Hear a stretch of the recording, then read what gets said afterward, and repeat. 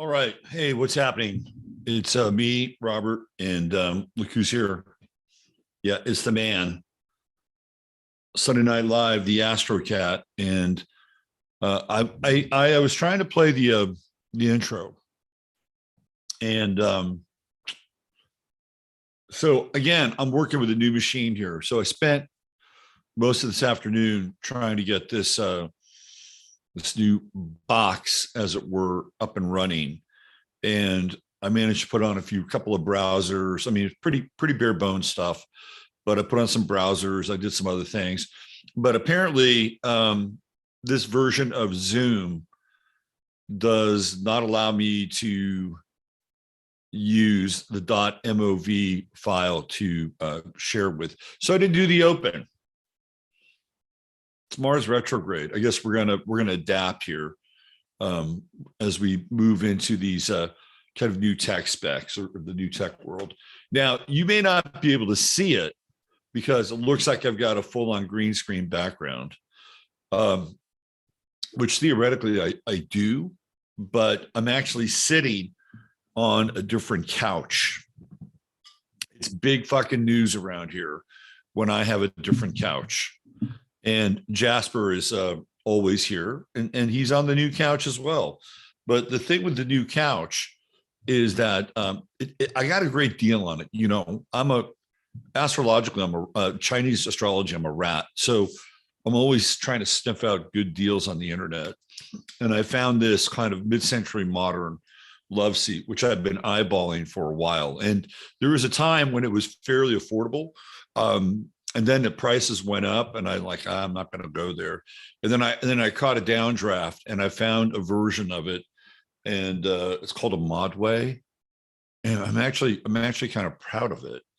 So I'm going to be working on a different set for the Sunday night show, and I think it's going to be kind of cool. So it's part of the whole upgrade thing. And the other thing too is that with the old couch, it was so low that it was impacting my ability to sit for a long time because I've got a weird disc in my back, and it's still like a 3-hour show, which is fucking kill my back. So this other couch, I can sit back now, and I could kind of relax a little bit, right? Feels good.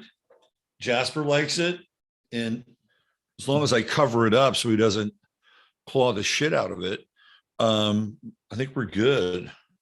I think we're good with this new couch. It's a love seat. It's not really a couch, but breaking it in tonight. It's the Virgin Voyage of the Modway, which I found on sale, and I'm a happy camper. So when you support the show, if you're an 11th house member, or you buy a reading from me, or you get my course, I try to put money back into what we do here, as well as just try to keep things rolling on this end. And so your support has actually helped my support, and the support being my lower back, and I appreciate that. So tonight, believe it or not, we have another animal that's a part of our show. But the or the animated part of the animal is not really a part of the show. So this new couch sits up higher, and my keyboard with this computer is lower now. So I needed to prop it up, to prop my keyboard up so I wouldn't have to bend over. And the only thing I could find was the cedar box with my dead dog's ashes in it. So my dead dog is right now underneath the computer, and he's actually part of the show tonight. And he was a great dog, by the way. His name was Cosmo, and he was an Aquarian, and he lived an Aquarian life. He lived by his own rules. And if you've ever had an Aquarian dog, they sit there and they go, they look at you like that, like that. They're always trying to figure out what you're saying. So he was great. I loved him, absolutely loved him to death. And so he's in spirit. He's with us tonight. The show is on his deceased shoulders. So going to give a shout out to my boy Cosmo. Also, we had a great get together here this weekend with some of the Chattaria tribe, and man, it was good food, um, good company, spirited debate. You know, we had the Q versus non-Q firefight going on, Cancer versus Capricorn. Man, it was intense. It was pitch, and it went on for a couple of hours, but it was really good. And by the end of the conversation, they were closer together than they were further apart. And isn't that what we're supposed to have here, right? Theoretically, not that we have to be kumbaya and have to be won over by somebody's point of view, but the gap got shorter between these two polarized points of view. And you know what shortened the gap? It was Tartaria. Tartaria shortened the gap. That's what happened. It was like something both of them clicked into, and it's like, oh yeah, we have common ground here. We have a bridge here. So what started off as a very contentious debate about what's going on in Trump world and Q world versus it being a fairy tale, and both sides really bringing a fair amount of evidence to the table. I mean, a lot of Q people, man, they're into these Q drops and they're into all the numbers and the significance. I mean, it's a universe unto itself. And I have certain thoughts about it, right? I tend to lean more into it's more about the spirit of whatever it is that they were working on versus any personality. But I've always been that way, and that's just me. And if some white hat cowboy space force comes along and saves the fucking day, well, hey, great, kudos to you. I'll raise my glass of bottled water to you guys. But the thing that's always kind of in the under cycle of that world is like the new monetary system. And I had a conversation with said Capricorn's husband, also a Capricorn. Great people, just great people. And we both sat down and we said, look, if there is a new quantum money system and it's kind of looking out at everybody's purchases, right? And it's supposed to be this smart artificial intelligence money system. So if it detects that somebody's using the centralized currency for child trafficking and or drugs, it shuts them off and cuts them down. I'm like, that's a little too much trust in an artificial intelligence system, because all these things can be hacked. We saw what happened with FTX. I have no faith in that system. So if we're talking about a quantum money exchange with some kind of artificial intelligence watching the purchases I make, I'm not really that into it, right? It's like, Robert, you don't need 200 shotgun shells. You only need 50. If you have 200, it's going to get our attention. You don't want our attention. You see where it goes, right? Like, it's like if we can, and I don't have an answer to the money thing yet. We're working on it. We're working on a solution. But I'm not down. I'm just not down with the AI quantum. Hey, because I'll tell you, if just like guns, if bad people want to do bad things, they'll find bad like tokens of exchange. Trust me. If they want shit to happen outside of the web of Indra, the net of Indra, they'll find ways to do it. Trust me, it's been going on for a very long time, and it might make it a bit more difficult with an AI-based quantum money system. But in countries where they don't have guns, people find guns. They find guns. The guns get to them, and they do gun things. And this has been going on for a long time. Just go back and look at Prohibition. Prohibition was set up so that the United States would be a dry country. And it was the perfect thing for all the bootleggers. And I'm convinced that Prohibition was really set up for them to eliminate the competition of the legal distillers and the legal brewers, right? So what did they do? Well, once this thing happened, they ran the illicit markets. There was nobody else to challenge their rule, their domain over distilled and brewed beverages. So they made a shit ton of money, right? And so even in a case like that, where it was set up for the betterment of everybody, of the people, well, what happened? Bunch of crooks made generational fucking money. But this is an astrology show, and we're going to talk about astrology tonight. We got a lot to cover. We're going to look at what's going on in China astrologically. Big things are happening in China.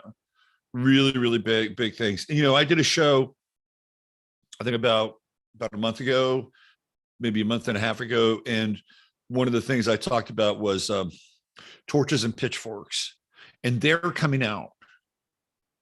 Astrology isn't just what's happening in the United States, or North America, right? That's really myopic and farsighted. Like, shit is going on in Brazil. You've got Bolsonaro, who will not concede. He's got judges on his side. Apparently, Bolsonaro has the army on his side. Okay. So he is not conceding his election. And, there's talk of bad actors and outside agencies that were involved in the Brazilian elections. Does that surprise you at all? It doesn't surprise me. So you've got a nation teetering on the edge with Brazil, because Bolsonaro is not giving up. And like I said, I think he's got the military on his side. We'll talk about China. China is coming apart at the seams right now. And we'll get into that. We'll get into astrologically why I think China is coming apart at the seams. And it's actually, believe it or not, it's a good sign.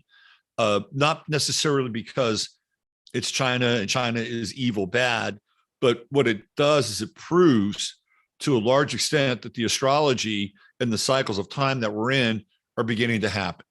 We're beginning to see the effects of the super conjunction with Jupiter and Saturn in Aquarius. So we're going to go down that rabbit hole. We're going to spend some time in China tonight and look at their chart and look at some of the headlines coming out of China, which are absolutely disturbing. So we'll get into that. We'll get into a little Mars retrograde. And of course, it wouldn't be a week without talking about Donald Trump. Now, would it? It wouldn't be a week without talking about Donald Trump, his chart, and Kanye. So we're going to go back and we're going to look at what's going on with Kanye and Trump, and try to make heads and tails out of what's happening there, because I think Mars retrograde is playing a really significant role in Trump's chart right now, and not really a good one. Not really a good one. So we'll take a look at that. We'll look at them kind of individually and then a bit separately as well. And we're also going to talk about some astrological aspects tonight. And I came up with a sequence. It's a little slightly out of sequence, but it's, if you flip two planets, you get a sequence. And it has to do with aspects and how aspects actually mirror planetary roles. So we're going to get into that a little bit tonight. And then I wanted to take a look at an artist who really was not very popular during his time in his heyday, but after the fact, he's become incredibly popular, and he's influenced a lot of different people in terms of his guitar style and his recording style. And the person I'm speaking of is Nick Drake. And Nick Drake is a Sun Uranus conjunction like Trump. It was really interesting. I started to think about Nick Drake again. And I discovered Nick Drake when I think it was in my 20s. And he wasn't very popular at that time. I think I found a record. It was an Antilles sampler, and he was on it. And his, I think, most complete song, Northern Sky, is on that record. And I remember listening to Northern Sky, just thinking, this is amazing. I mean, it just really slayed me. The atmospheres, the textures, the kind of melancholic folk soft jazz, and not soft jazz in a kind of a, I don't know, a Candlelight, Grover Washington style soft jazz shit. Different, right? And I just remember, wow, this guy's really, really amazing. And Nick Drake passed away in the 70s. and I think he had 3/4 records. And he was always a kind of a reclusive character, but the more he progressed, very quickly through his brief, limited time on this planet, his condition deteriorated rapidly. And I wanted to find out, like, you know, what was going on with him. And when I thought about, you know, I started to think about him a little bit. And then I think something, you know how this works, right? You think about something and then it comes up in another way, and then it showed up on um maybe I don't know where else he showed up. It's like, oh yeah, Nick Drake. Oh, here we go. Right. And then I said, well, let me take a look at this chart again. And I looked at his chart, and he has a very similar Sun Uranus conjunction that Trump has.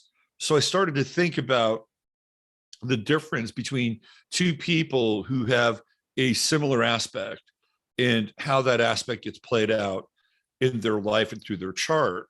So we're going to take a little bit of a look at that.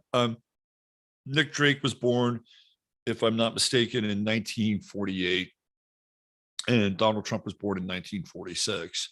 So they're in that Uranus run cycle, right? And he's got some other planets that are kind of similar to Trump in some ways as well, like Mercury, Venus. Trump has Mercury, Venus, and Saturn in Cancer. So does Nick Drake. So I'm like, how could these two characters have such dissimilar life paths? And we'll get into that a little bit. And then there's also, I think, a very important transit that Nick Drake goes through, and I think it's really where things start to come unraveled a bit. And we'll talk about that just in terms of like his transits and his descent into a greater sense of alienation, which ultimately he overdoses on a a psych med, right? An old psych med. They were giving him psych meds, which didn't help, I'm sure, right? And so he just goes further and further out. He eventually winds up ODing on it. So we're going to take a look at Nick Drake's chart, and it clearly is, and this is a theme that runs through Trump and Kanye and Drake, because all three of them are Geminis, and there is a feeling of schizophrenia that I would say you could attribute to all three of them in their own way. Like I think Trump suffers from a bit of a form of schizophrenia. Not nearly as much as Nick Drake. And Kanye's seems to be almost what's the word I'm looking for? Kanye seems to be actional, like he's acting on it. Like he has decided, I'm going to go in on my split personality. And as a result of that, I think he's kind of out Geminiing Trump as a Gemini right now. It's very interesting to watch. We'll get into some of that tonight.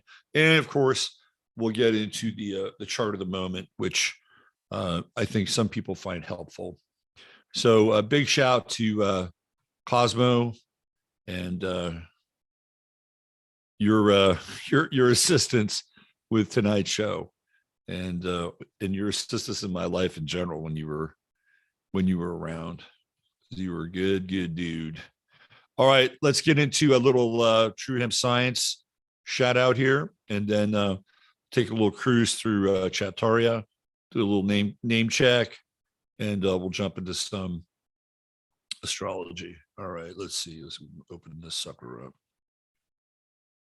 Oh, basic whiteboard. Oh man, this really sucks. It's like, I don't know why this isn't working. We should hit the desktop, share, open system. Yeah, fuck yeah, you can share my screen. What do we got? Privacy. Yeah. This is so. I'm gonna have. You know, I didn't want to do this, but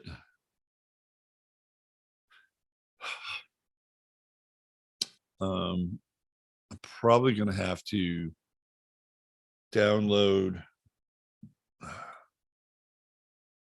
Chrome, because Chrome seems to play nice.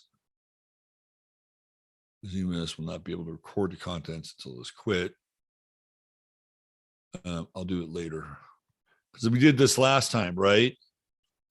We did this last time, and I think I stopped the show, which is what happened. Let's try this again. Oh, look at that. Look how nice it is now. See, you play nice with technology. I guess technology plays nice back, gives up the goods. All right, so we're talking about true hemp science. And this is, of course, the, oh, you know what, Chris, you're my friend. I'll allow the cookies. This is the business and the livelihood of my friend Christopher Lynch. And what he's done here is he has forged, I think, one of the best hemp producing entities. I can even hear the little ASMR thing now. I've never heard that before. You guys, you go there and listen to the waterfall. How cool is that? So you could take your CBD and just zone out here on the waterfall. Anyway, Chris has been great, and his product has changed lives, and it's changed the lives of people who have ordered his product through the show. And you can get all kinds of goodies. You got CBD oil, water soluble stuff, skincare, edibles, topical salve. You've got CBD for your pets. Of course, the gummies are the big hit, but there's more. You can go through and look at the products. And if you have any questions, you're more than welcome to call Chris. He'll take your call over the phone. If he's not there, Marsha, who is his seasoned and very well-informed assistant, will help you out with the products. And if you spend $100 or more, you get free product thrown in. And if you spend $150, you get free shipping. All you got to do is go to truehempscience.com/ref/23. That's truehempscience.com/ref/23. And when you go to checkout, just type in 15MINS, 15MINS. That's 15 mins. And that means that Chris will know where you're coming from. You'll get the discount, right? And we all live in the circle of life here within this terrain. And it's really, like I said, a 300. And again, I have to give credit where credit is due. Alex Jones came up with the concept of the 360 degree wind, and that's exactly what it is. Chris gets something, you get something, I get something, we all get something, we all grow together. And these are the things that we need. Whatever world is coming our way, it will not diminish the quality or the need for each and every one of us to be able to help one another along the way, because this is where we're going. We're headed into an Aquarian zone. And I've seen some astrologers, and they'll say, oh yeah, we're really in the age of Aquarius. Does it look like the age of Aquarius? Absolutely. The age of Aquarius has light themes and it has dark themes. And the age of Aquarius, and I started talking about this years ago. I don't want to be one of those guys that, well, I was talking about it, I was the first one there. But it's true. I mean, when I was on Gaia, if you go onto Gaia and or if you're a member of Gaia, you can see my shows there. And one of the shows that's part of the series I did was the Dark Aquarian Age. And that was something, all those shows, those were all my ideas. I may have gotten a few prompts every now and then from Jay, but those were all my ideas. And, even the graphics and the stuff I put together, like those were mine too. So I would consider myself a co-producer on that show. Jay was the lead producer. And then I had some help, actually inside the Gaia office, putting things together with some folks. So they were like line producers, but I was like the co-producer of that show. So when I did something, it was my idea. And one of the big things that have been writing about for a while is this whole idea of the dark Aquarian age. And everybody, has this thought that the Aquarian age would be, really great, and nobody would have any poverty, and we'd all have something to eat, and, we'd have all these great technologies that we could use, and we would transcend our lower natures, and, it would be Walt Disney. It's a small world after all. I mean, that's what really people have thought for a long time. Or we'll ascend, we'll hit the fifth dimension, and we'll be living in a separate world while everybody else is, toiling in their, shanties of shit, right? And that's another version of, what the so-called New Age was going to look like and or is. But my feeling has been for a very long time that they would camouflage a very dark agenda and wrap it in things that sounded really good, like the greater good. The greater good is a term that you'll hear. Everything that's going on for the environment, and that, oh yeah, we'll have smart cities, and we'll have electric cars, and all these things fit the profile of an Aquarian age. It's like, well, we're going to get all these upgrades in technology. Oh, and by the way, we're going to take all that really nasty carbon out of the air, so our carbon footprint will be minimal. And this is really what's being sold to us. Oh, and yeah, of course, and we'll have a centralized digital currency, and everything will be electronic, right? It'll be going through waves. It'll be going through our phones. It'll be going through wearables on our body. This is really the idea of the Aquarian age that the sort of the techno-feudalists have in mind for everybody. And there are people that will line up for it. We've got a whole generation of people that have been born and raised on video games. So there's a whole kind of video game reward universe that people are very used to. And if they get the video game reward universe and they tie that, to an economy, an ecology, an emerging social order, like they'll be right in there.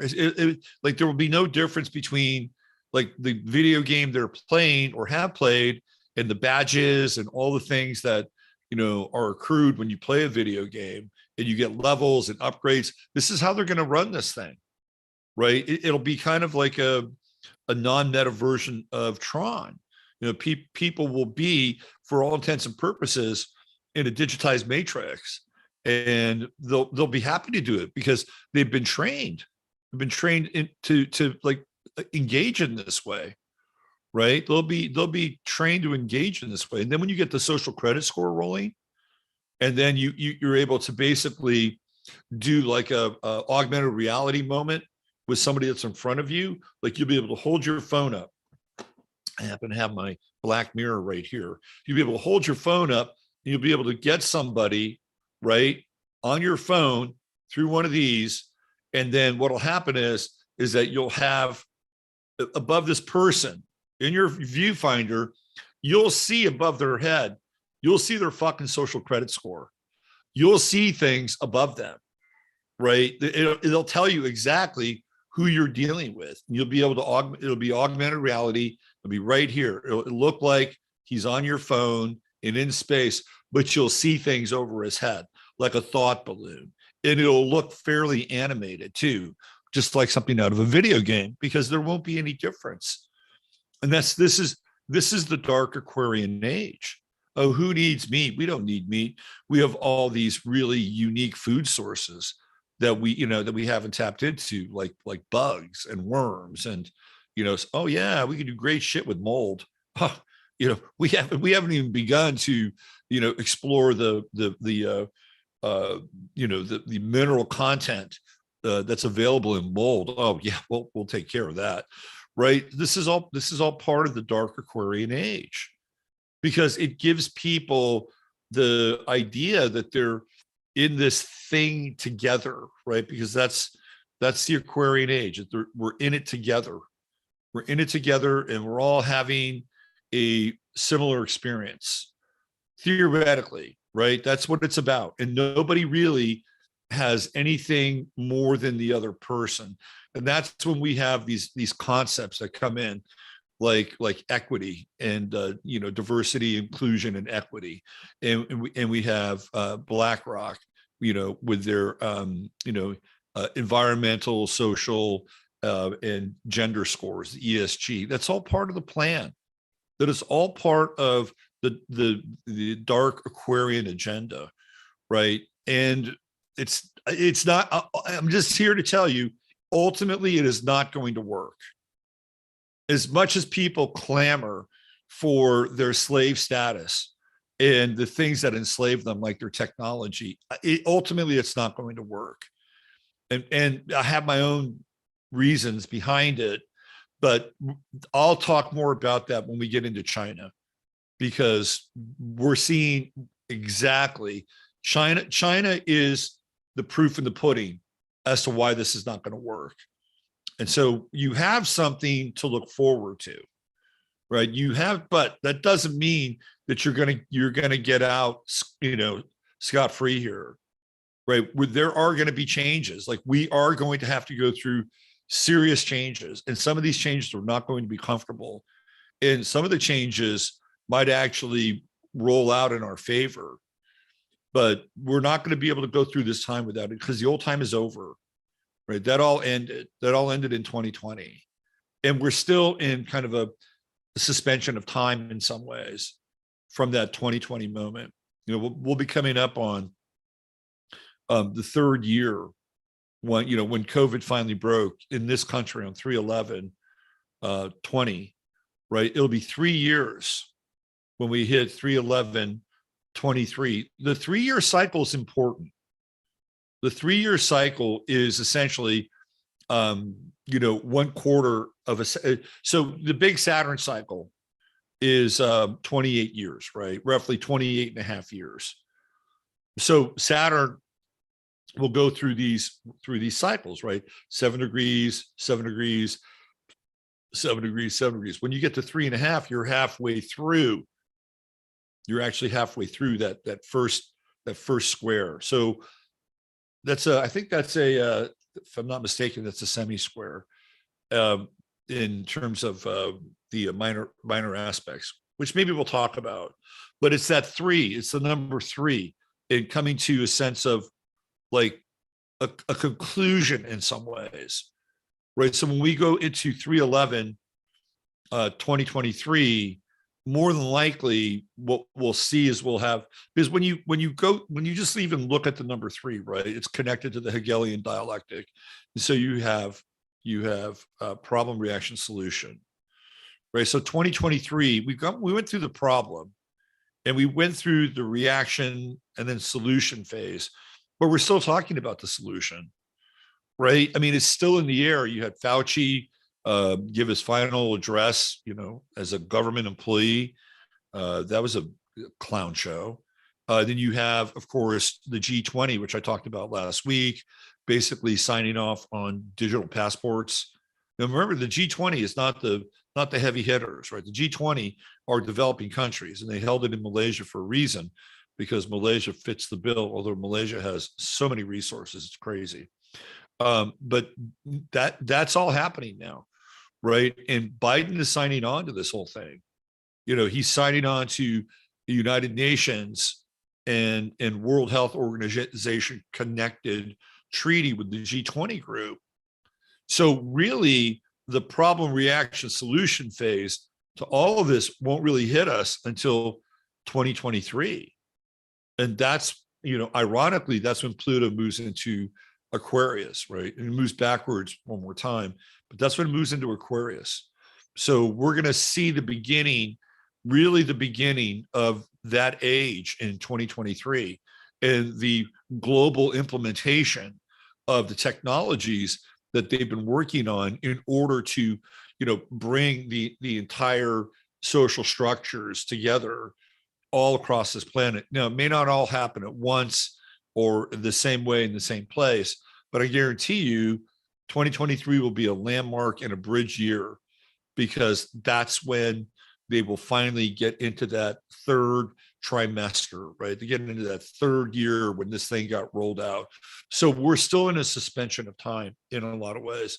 Like, there are people who are in England who can't even come here. They can't even come to the United States because they got to go through all their COVID bullshit too. So we're not even through any of this. I mean, we're in this really weird kind of purgatory right now. It's really where we are. We're in this purgatory. And, are we going to wind up in hell as a result of it? Or are we going to ascend through the various circles of Dante's Inferno and leave this realm of purgatory? Now, some people say it's impossible, that this is the way the system is, and this is the way the planet is, and this is how it's all constructed, that it's either dark city or some kind of artificial reality that resets itself every, X amount of time. And while I don't disagree with a lot of those things, in fact, I actually hold some of those things to be quite true. There's also, because when I begin to, go through this material, what it really does is it diminishes our capacity. It diminishes our capacity to be active and effective agents in this realm. And, honestly, I just don't really think that I don't think we've really had a very good chance at proving theoretically what we can do as a species, because every step along the way, we have been hacked. Right. And some people say, well, that's just how it works, right? That's how the system works, or that's how the cosmic machine works. It's supposed to do that. It's supposed to not let you get a foothold in this realm. Well, call me a dreamer, but I do believe that we are here to witness all of this, right? We're here to witness everything that's happening right now. And I don't think we have to go gently into that dark night, right? That's just my own makeup, in my own sense. Are there things you have to let go of and surrender? Sure, absolutely. That's part of the process. There are things you have to let go of, surrender. There are things that you have to hold on to, that they're worth fighting for. They're you know what I mean?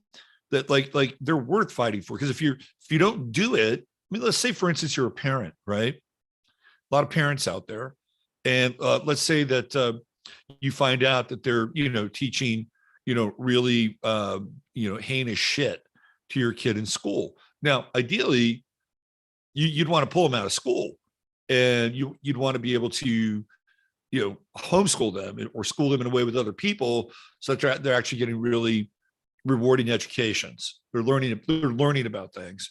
Some people can't do that. So what they do is they go down to the school and they kick up a dust storm, and they make sure that that their kids are either protected, or they enact changes, or they get books. See, this is what I'm talking about, right? There is a call to action at times. And what's happened is that many of us in this world have not really heard and realized the call to action. It just hasn't happened. Right? What happens when that time comes? What happens when that time comes? What gets activated inside of us? Who do we become? How do we self-assemble in a time of a real crisis? I don't think we even have a remote idea as to how that could look, right? Because we've had many crises along the way. But what would happen if we were thrown in the midst of a real crisis? Who do we become? What part of our higher nature would emerge as a result of that? What part of our lower nature would emerge as a result of? These are all big questions that humanity is facing. And I'm going to put my money on the side of emerging into something that's different, and that we self-assemble in a way that that is, to this point, we don't understand, and we can't understand it from our own perspective, because we're not there yet. Well, people say, what is it going to take? 87,000 IRS agents. Is that what it's going to take? We will know what it's going to take when it happens. I'm just telling you, we'll know what it takes when it happens. And it's one of those things that you can't really plan for it. You can prep all you want, which is not a bad idea. You need to have a few things on hand, right? You need to know some people. You don't want to be left out in the cold. But when it happens, it's you can't dress rehearse for it. And that's when both our higher and lower natures will kick in. And I'm investing in the higher part of our nature, and that there's something that will be born out of that we don't understand at this point in time. We don't understand it yet because it hasn't been activated. But when it is activated, then we will know. and then we'll begin to act accordingly. And you'll be able to see things and experience things that are going to be very, very unusual, extremely unusual. Some of them will be a byproduct of the technology that's being brought on, and some of them will be a byproduct of what I would call a ripple in consciousness. And it's going to be these are interesting times. There's no doubt about it. And some of it is really fucking funny. Like if I want comic relief, I just follow what Kanye is doing. I mean, it's the greatest comic relief I've seen in a long time. Of course, we're going to talk about him. So, don't give up, right? Don't give up. That's the thing. And there's a difference between surrendering and giving up. And if you've been around and on this path long enough, you know what I'm talking about. All right, let's get into who's here tonight. Let's see who's in the house. Who's in the house? Did my Niners win? Let's see. Yes, they shut out the Saints. A very unimpressive score of 13-0, but it doesn't matter.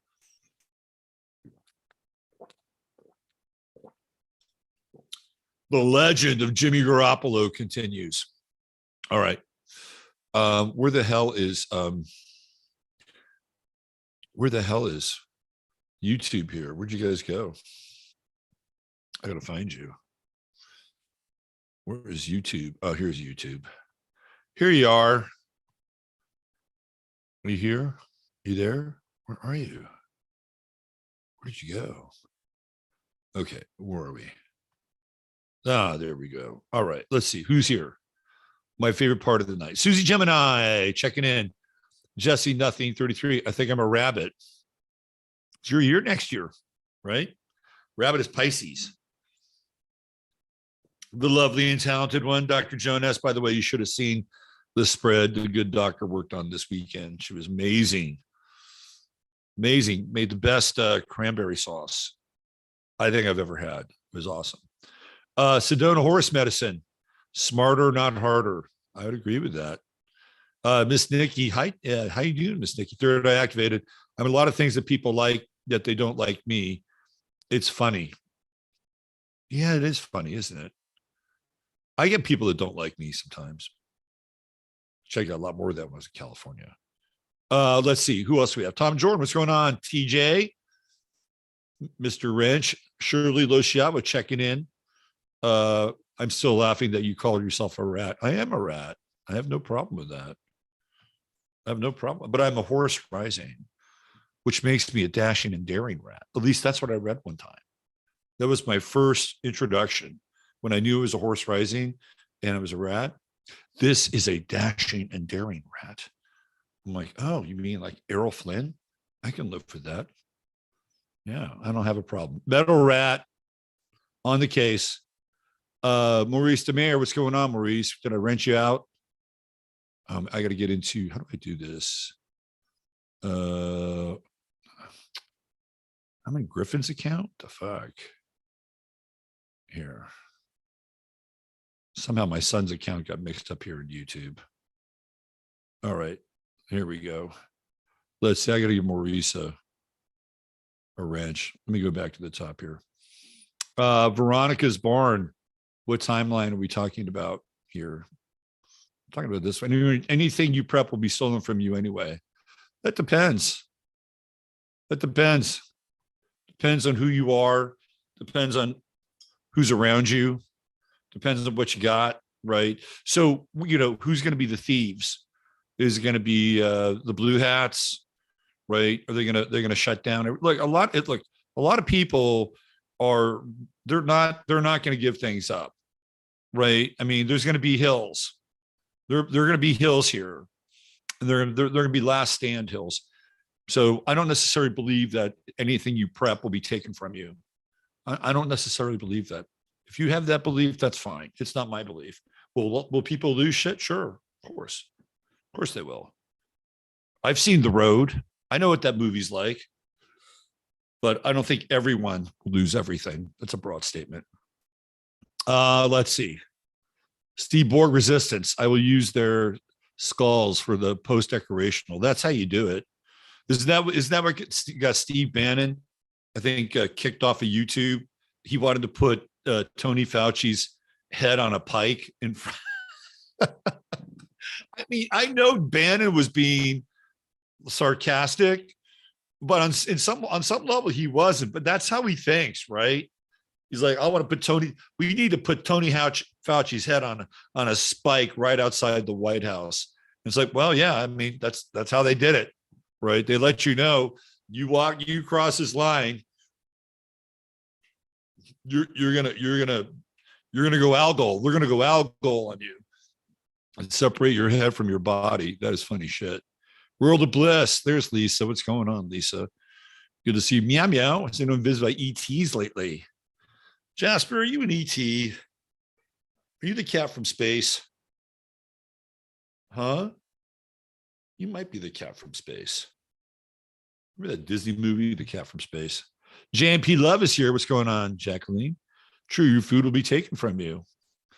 Only if you let them. Only if you let them. If you let them take your food from you, you may as well just get on the fucking train. Right? If that happens, you may as well just get on the train. In fact, just get on the train now. Just go. I think there's probably some centers out there right now.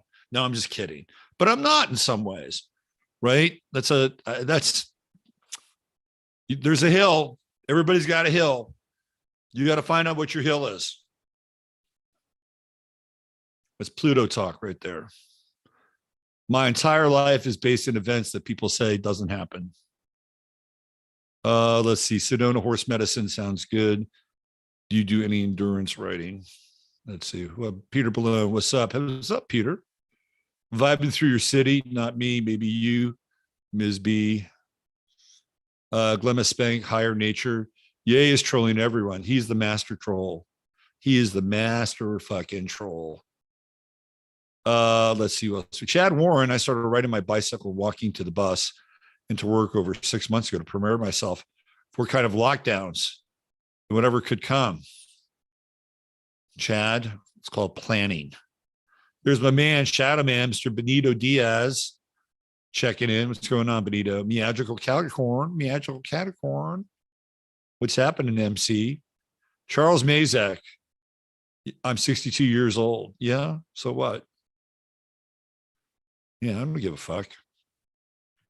I'm 62. Who cares? Who cares? I was watching John Stossel. You know that guy? Used to do TV news. John Stossel's 74. He's doing a pretty vital like webcast now every week. I was like, good for you, John Stossel. I like that. Go on, John. Do your thing. Vito Vincent Radway checking in. Been a while. Lisa Bowen is here. Hi, Lisa. Terry Catterley. Oh, I know Terry Cat. How you doing, Terry? Good to see you here. Stacy Weckstein. We got ourselves a human design person in the house tonight. We got a human designer in the house. Good to see you, Stacy. Let's see. Imagine your neighbors, your friends starving. Imagine the whole world.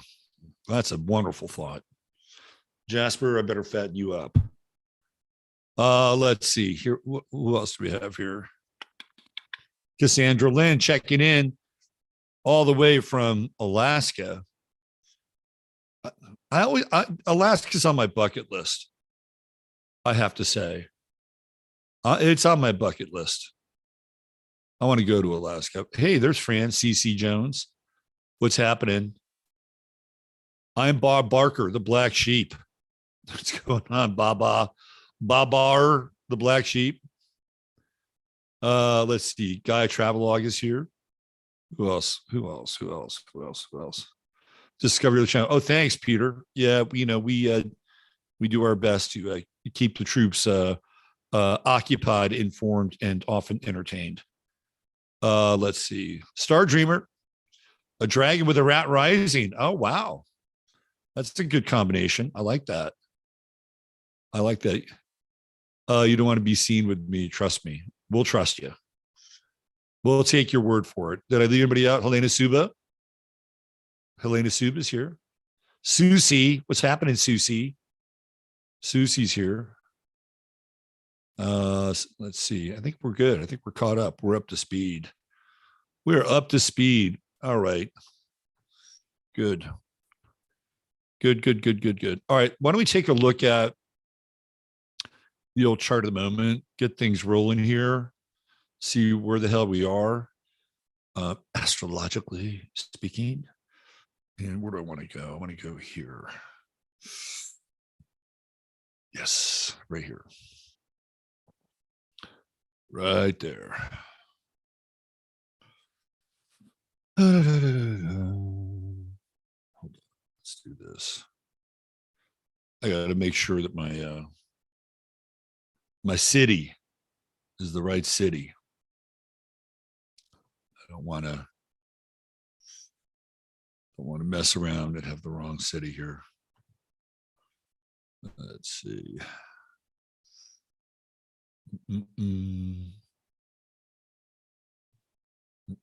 Come on now.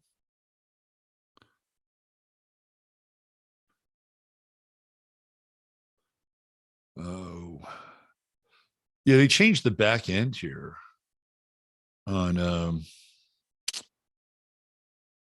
Astro,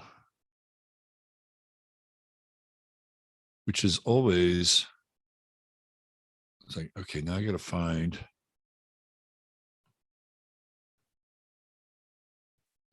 start date, web default style. Oh, please, come on. Chart type, zodiac and houses, house system, default settings. There we go. All right, we're good. We're good. Thanks for being patient. I appreciate your patience. Okay, let's go home. And let's look at the chart of the moment. Right here. All right, so looks like we started the show Gemini rising. Always good to start for Gemini. Now we've moved into Cancer. We got Cancer in the first house, so I have to take everybody's feelings into consideration now. Now that we have Cancer, very sensitive kind of interface with the rest of the world. Here, let me bring this up so you guys can see it. Cancer, reciprocity, right there. All right. Excuse me. So we got the moon in Aquarius. Of course, we're talking about Aquarian stuff, right? And at least with the moon in Aquarius, theoretically, we can become a little detached from the whole thing. We can kind of step back, hey, what's going on here? Does this feel right? Does this fit right? Yeah, let me watch some survival porn, moon in Aquarius, and that way I won't get drawn into it. I can just have this 50,000 foot view down on essentially humanity undergoing the rapture. No, it's not quite like that, but the Aquarian moon is a bit voyeuristic, right? It is really more detached than almost any other moon in the zodiac. Like the Libra moon, another air moon, is always trying to balance things out. Well, this is what I'm feeling. What are you feeling? How are we feeling? Let's talk about it. It's mental, right? Well, we'll bring a case study here and we'll figure this whole thing out. Trust me. Okay. That's how the Libra moon works. The Gemini moon is very different. It's the Gemini moon. It operates. It's so if Aquarius represents kind of an outer detachment, Gemini is an inner detachment, because you just don't know what's going on sometimes. Now, people with Gemini moons, they like to talk about their emotions. Everything gets processed mentally, mental, right? But even when you're hearing it, you're not getting a lot of emotional traction with a Gemini moon. There's nothing wrong with it. It's just the way it is, right? And the Gemini moon is, kind of looking for that reflection of another person to you reanimate what they're feeling back to them, right? It's a very unusual process. I think the Gemini moon is actually quite interesting in a lot of ways. And the Libra moon can be, painfully moderate in how it functions. But the Aquarian moon is really objective. But all three of them have a little objectivity. The Gemini moon more inner objectivity, but the Aquarian moon is more externally objective. It's almost like emotions as a science experiment in some ways. So, I mean, that's where we are now. When you wake up tomorrow and you go back to work after this long holiday weekend, it'll be an Aquarian moon. And not necessarily a bad day to start a Monday off on, right? Monday being the moon day, you're going in, you're like not attached, like, oh, well, I'm not attached to this traffic, or I'm not attached to this asshole that I have to share an office with, right? I mean, the Aquarian moon gives you some distance and it gives you some objectivity, but at the same time, and it's not necessarily unfriendly. It's not an unfriendly moon by any stretch, but it's also not very reachable. You know, it's like it's not, you're not going to get a lot of you're not going to get a lot of outward displays of emotion with the Aquarian moon. It just doesn't happen that way. But that's where we are. It's where we start the week. And if you're looking for some degree of, you know, kind of like stepping back and seeing where you are, it's not a bad moon. Jupiter now is direct, right? We got a Jupiter direct happening. So Jupiter is right there, right? No longer retrograde. So Jupiter's moving forward in Pisces. And we're going to talk a little bit about when Jupiter gets into Aries tonight, because I think it's a real turning in terms of the energy. So we'll talk a little bit about that. So Jupiter finally has gone direct. So we just have Mars retrograde, which we'll have until the 13th of January, and Uranus and Neptune both retrograde. So we've sorted out Saturn, we've sorted out Pluto, we've sorted out Jupiter. So we're beginning to move forward here. Now, Mars retrograde is a bit of an impediment for sure. Mars retrograde is not an easy retrograde because, again, you know, Mars Gemini is restless. It's the most restless Mars in the zodiac. So when it's going retrograde, it's like restless in reverse, you know. And it's even interesting watching Kanye interact with Trump because he's going backwards. You know, he's going back to this relationship that he had with Trump, and he's making like a connection. Like I remember when Kanye got out, I think it was Cedar Sinai, if I'm not mistaken. It was somewhere in LA. Harley Pasternak had him institutionalized. When he came out, he had that blonde hair, which means, you know, he'd gone through something really traumatic, some form of programming. And I remember him at Trump Tower, and he was just in a weird dazed state. It was like Trump was like, who is he? Why is he here? Like, I know he's supposed to be important, but why the fuck is he here? And then now he went to Mar-a-Lago. So he's done the two polls on the Trump empire, Trump Tower and Mar-a-Lago being the latest. So we'll get into some more Trump here tonight as it relates to the retrograde, because I think it's a really interesting retrograde. So we have Mars also retrograding with Mercury, retrograding with Venus, and everything in Sagittarius right now is about, you know, moving forward. It's like people, there is this sense that people do want to move forward.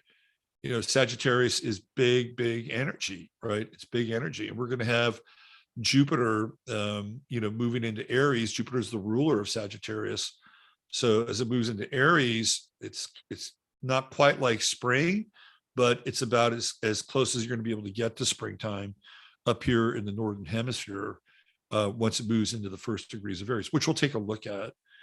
And I think there's going to be just more like energy on the table, you know, especially because we've gone through a lot of restraint. I mean, there's been a lot of, you think that people are losing their shit. I mean, I don't think we're anywhere close to losing our shit. I mean, obviously you'll see, you know, weird random acts of chaos and, but not even close to like how bad it could get. Right. So there's been a lot of, with Jupiter retrograde, it's moving away from this potential for action, because that's what Aries brings to the table, right? Is action. And we got a little taste of it, but it was almost like, you know, we couldn't really fully dive into Jupiter when it went into Aries. I think it went up to what 7 degrees or something like that, and then it went retrograde. It didn't even get out of the first decan. So it retrograded, and now here we are. It's right at the end of the zodiac too. at 28 degrees. So when it hits that 29th degree, that's kind of a big degree. You know, it's sort of like, if here, let me just do this. Give me 1 second. What is that?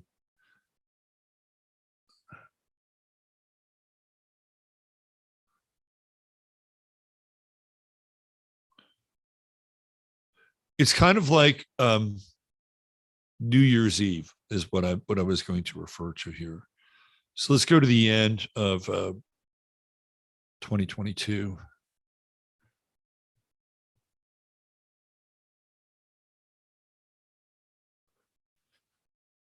So we're at the final degree of Pisces, not that long from now. It's the 4th.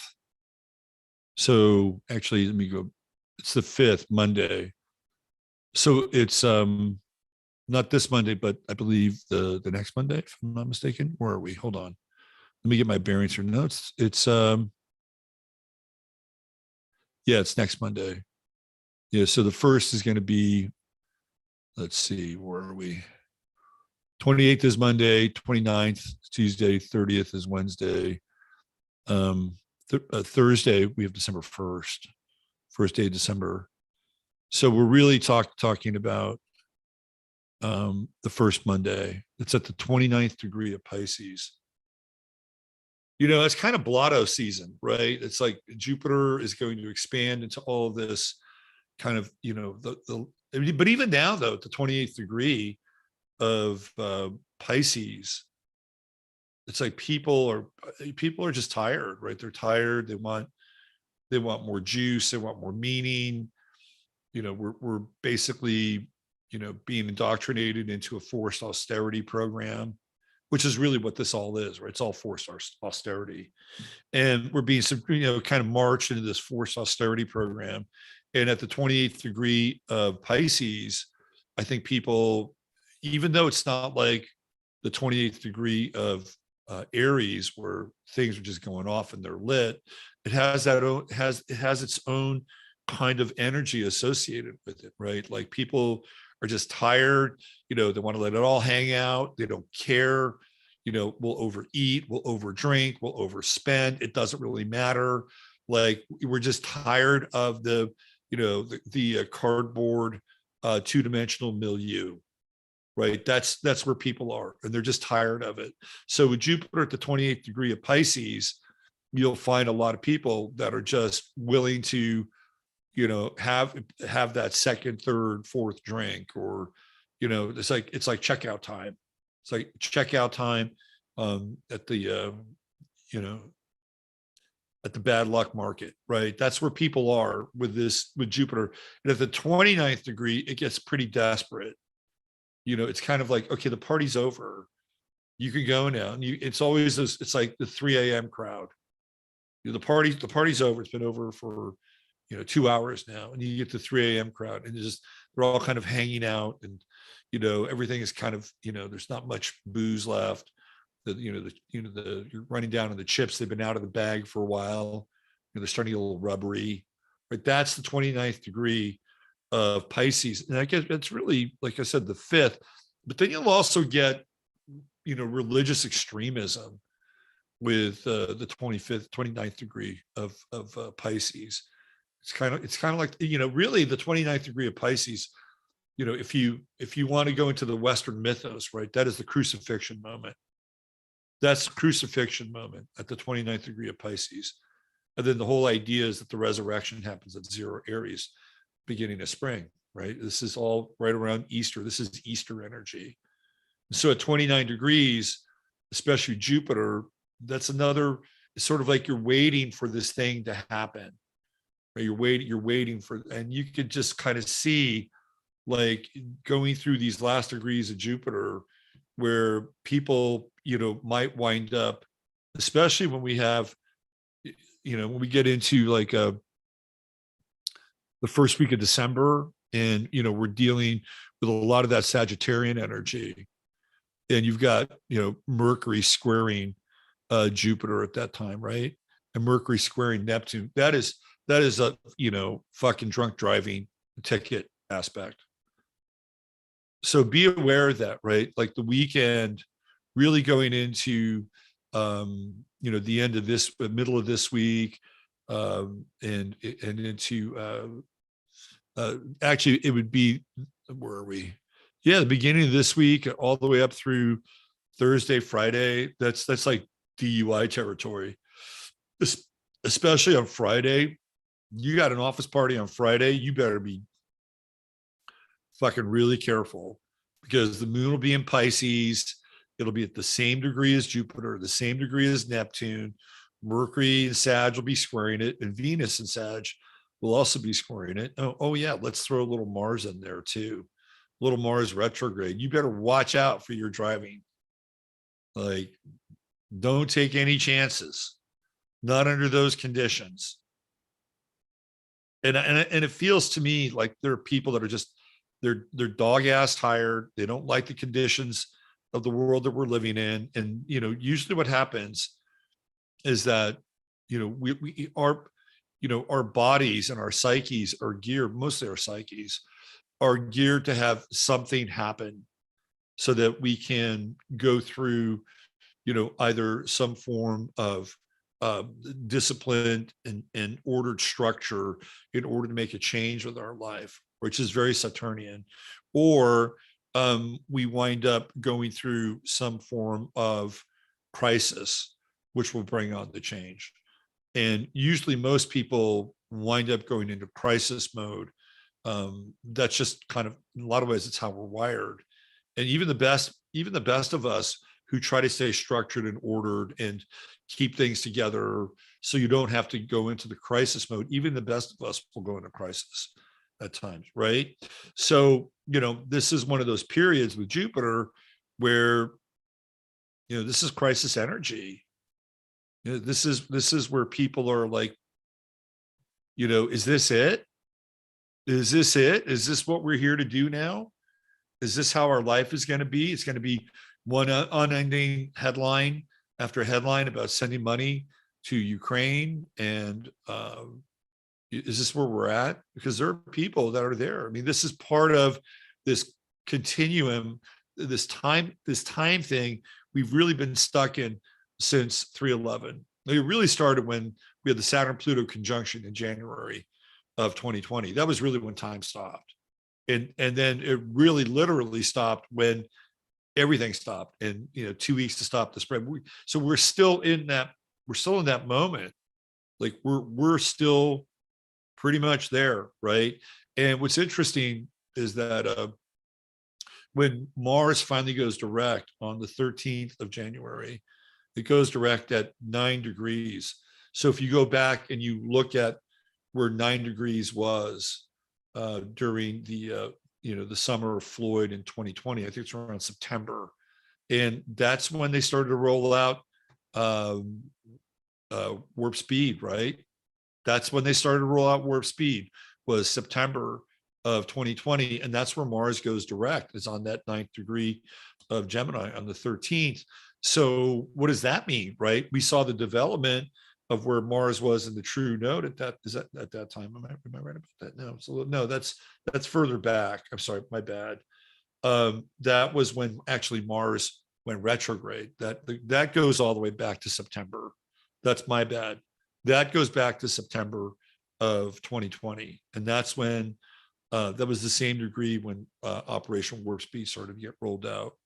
So the 9th degree of Gemini. Let's go back in time, because that's an important degree, because that's when this whole thing, right, relates back to where the true node was in 2020. So let's go to the 9th degree of Gemini. It might even be 2021, because I think it was, yeah. So let's see, where's true node? Yes, it's going to be 2021. And that's going to be the degree that we're looking at in 2021.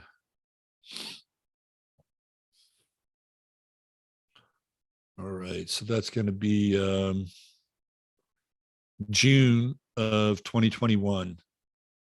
So whatever was going on, let's look at this. Let's go back to 2021.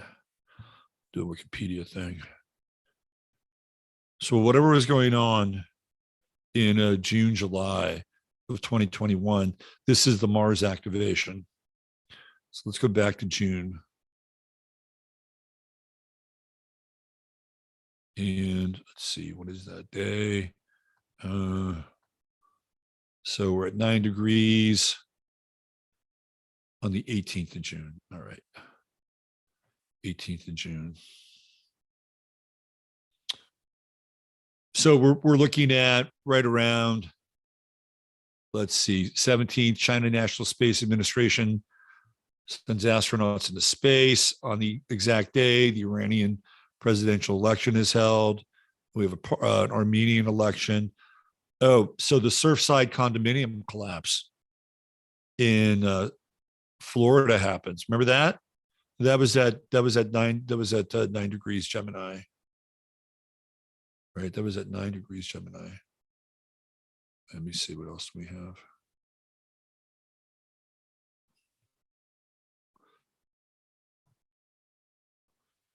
Yeah, so 9 degrees in the nodal position. Let's see.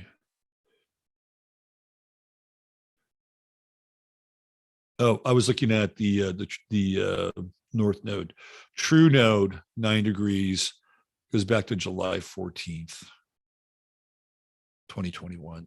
That's a better augur. Let's see. So what do we have?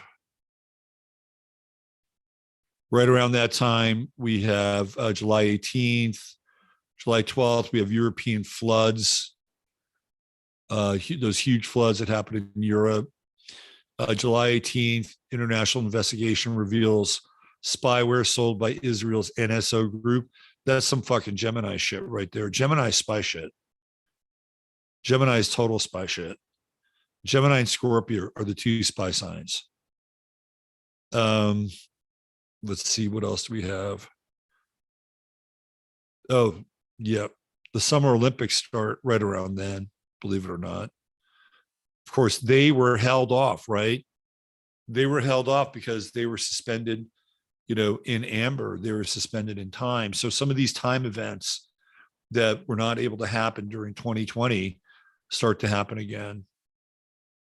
There's a lot of space stuff. Oh, and there was a big oil tanker that got attacked off the coast of Oman. So really what looks like the big event for that period of time is the beginning of the Summer Olympics. So it's like that's when the clock doesn't really wind up and start again because the Olympics are off, right? They're supposed to happen in 2020, but they have, nobody really watched them. Nobody went. People wore masks. So there's something about that Mars direct around that time that brings us into, I wouldn't say contemporary time, but kind of a new time, right? Let's see, anything else? Yeah, so by the time we get into August, we got Hurricane Ida. Like a lot of the COVID stuff by this time has really passed on.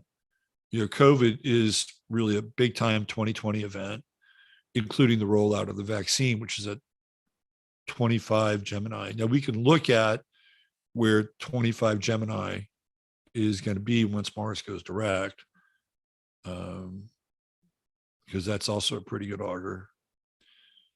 And let's see what we got here.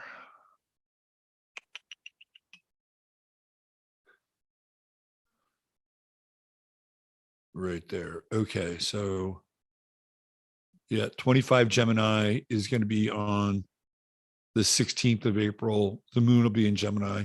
That's when a lot of the warp speed stuff came up.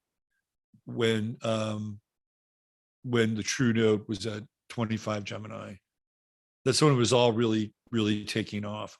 So when Mars, because that's when Mars went retrograde, and when it finally goes direct again, it'll be at that degree where a lot of the warp speed stuff takes off, or took off during that time.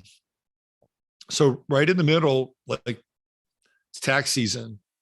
Hello, 87,000 new agents. So right here it'll be officially at 25 on the 16th of April in 2021. And by that time, that was, I'm sorry, hold on. I've got to go to 2023. My calendar is mixed. My bad, folks. Talk about time. Okay, so we're talking 25 degrees. Not that far off, actually. Mars, 25 degrees, 15th of March. The Ides of March. Oh, that's interesting. Jupiter will be at 15 degrees Aries on March 15th. Saturn's in Pisces at that time. And just a few days later, on the 24th, on the 24th of March, Pluto's in Aquarius. So we officially go into Pluto in Aquarius during Aries season, 3rd degree of Aries. I think that's Kyrie Irving's birthday. And we're right at the end of Mars and Gemini. So that's going to be a very interesting time, right? 15th of March is the degree where Mars went retrograde. And then it goes into Cancer on the 26th. And Mars in Cancer is not an easy placement for Mars. There's not a lot of, we get some forward movement here with Mars finally, but going into Cancer doesn't move forward. It moves backwards, it moves sideways. Yeah, that's going to be a very, very interesting time. So we got Mars in Cancer, early degree, and then we have Saturn in Pisces. So we have a Mars Saturn, very tight trine during that time, but also a Mars Sun square. It feels to me like there's the spring of 2023 feels fairly confrontational in some ways, but it gets into passive aggressive energy, right? Like it's very, very passive aggressive. And we don't really move through the passive aggressive energy until Mars goes into Leo. And that's going to happen. May, right? May 21st. So right on the first day of Gemini, which is interesting, on the 23rd, Mars goes into Leo. And to me, that's like people have fucking had enough. Like they've had enough. They've had enough. They've had enough. And that Mars in Cancer phase feels a little sacrificial. Like people are willing to, do some things, but they don't like doing them. Whatever those things are, maybe it's more on the austerity tip or whatever, right? But there's a resentment with Mars, and especially in Cancer, especially because ultimately it goes into this opposition with Pluto in Cancer. Even when Pluto is at zero Aquarius, it goes into that opposition in the final degrees with Mars in Cancer, and it's like that's like the dam bursting. That's a dam bursting moment. It feels like once Mars moves into Gemini, something happens, right? It's kind of like they're taking up the new time, like the end of this timeline that started in 2020.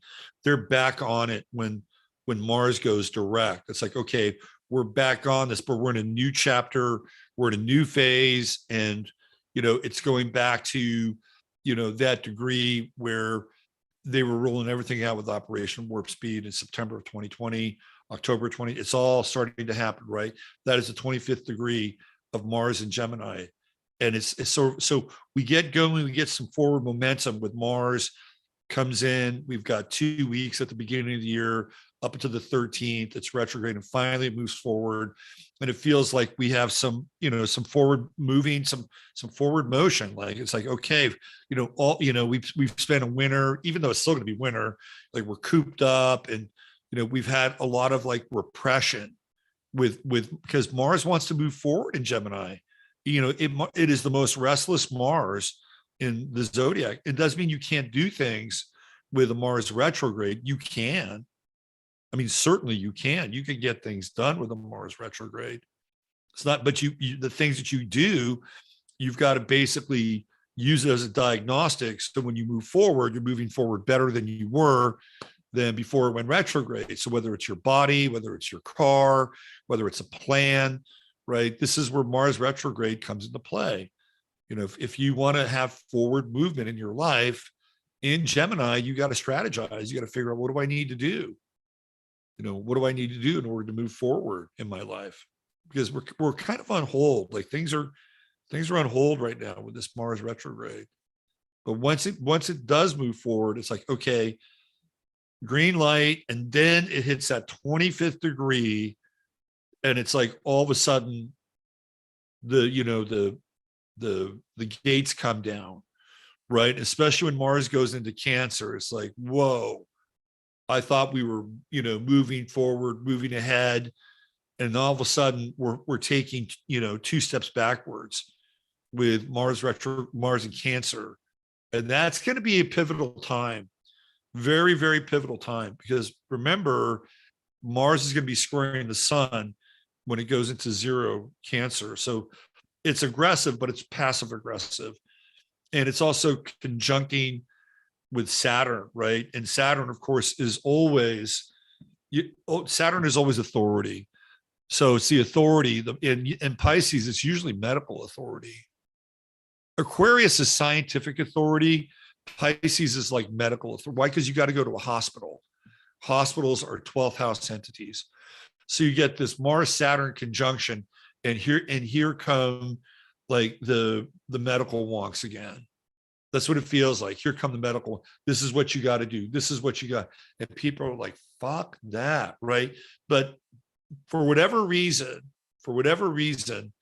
there's no forward movement. Like forward movement is stopped. It's abated. And it has to do with that 25th degree where the warp speed stuff came out. Then ultimately goes into Leo, and people don't give a shit anymore. People, they're just over it. Like, fuck this, right? Fuck this. We don't care anymore.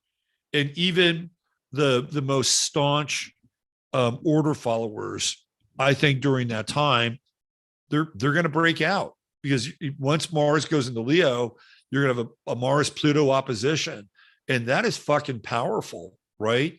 That is really, really powerful. A Mars-Pluto opposition, fixed energy, man, look out. It's a big deal. And even Jupiter gives it a little bit of a boost. I think, let's just follow this. So no, Jupiter and Mars are squaring each other. And eventually in May, Jupiter goes into Taurus. And that's where it's going to be for the rest of the year, which I like, by the way. But this Mars retrograde is an interesting time. And it's right there, right? I've been talking about it the whole time.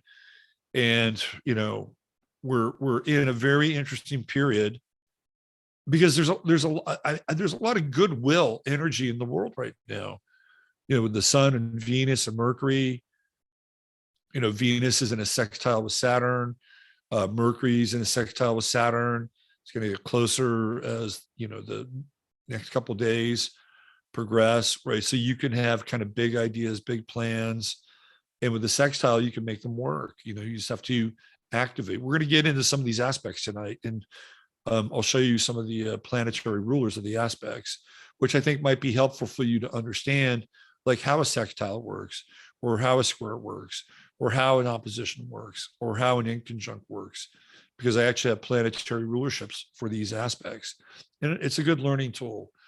So the other thing we have here is, with these squares going on with Neptune and Jupiter, and, that's really delusional energy. It's very, very delusional energy. And so it could manifest in a couple of ways, like people really not seeing what's really going on. It's like, well, fuck it, I really don't care anymore, which isn't always a bad. It's like that's not always a bad strategy. I don't fucking care anymore. I'm tired of this shit. I'm gonna tune out, or I'll go reread War and Peace again or something, right? Or Tolkien. There's that. There's like that part of it, but there's kind of like the not give a shit. But then there's the other side, because Sagittarius can get like there's kind of a messianic quality to Sagittarius. And Sagittarius in square with Pisces, particularly Jupiter, Neptune, creates a type of religious fervor that sort of is in the air, but it's not really a good one. I saw this photo. Let me show you something. I'll show you how we know that we're in Sagittarius season. Let me show you this photo.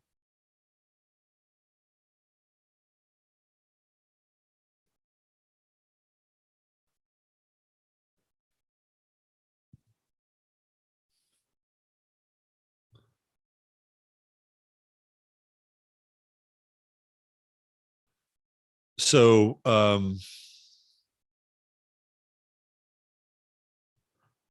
here's this photo, right? I'm gonna show you guys this.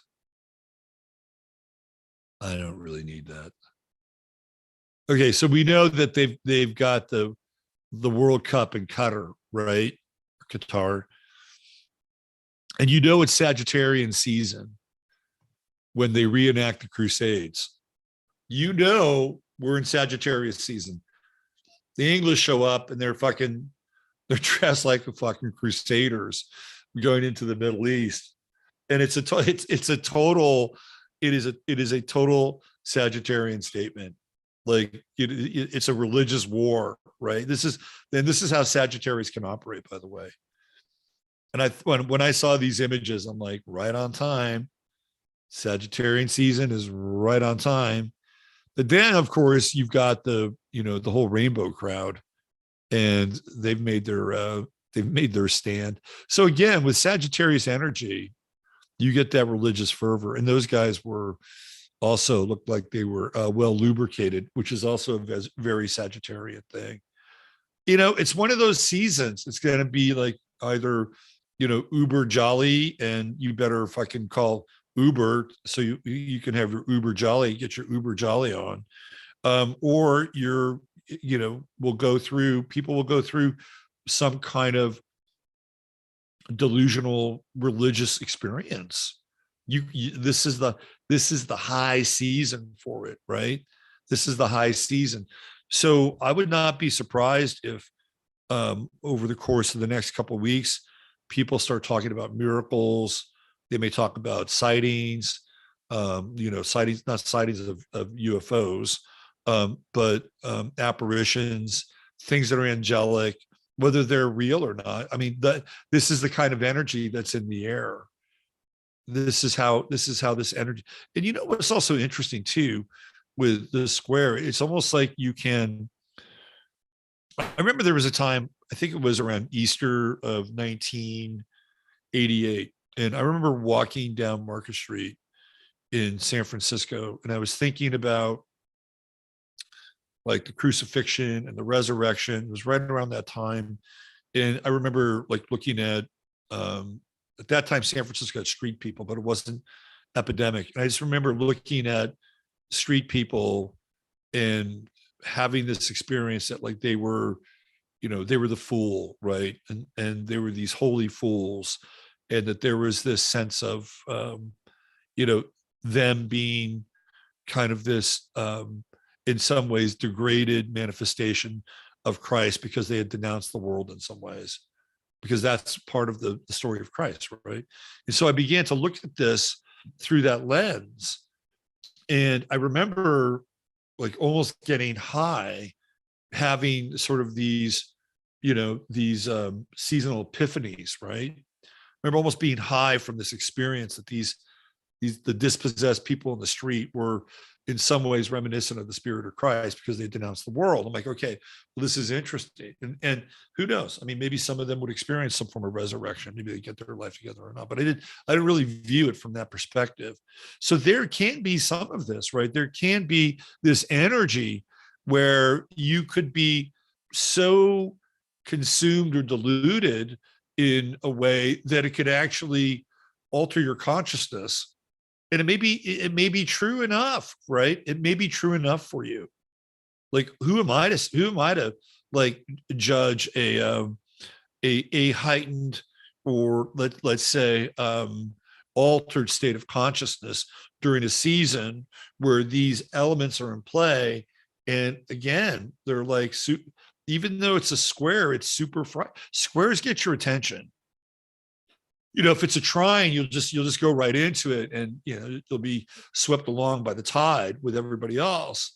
But the square is frothy, and it mixes this up, right? It mixes it up, and it's an interesting concoction between, you know, Sagittarius and Pisces. Who I think the entire chart is spiritual / religious, but those are the two signs to me that represent, like, Sagittarius being Orthodox religion, and Pisces being more esoteric religion, right? So when they come together and they have a clash of aspects like this, I actually think it's interesting because it'll stir things up. It'll stir up the spirits, right? Even the doldrums.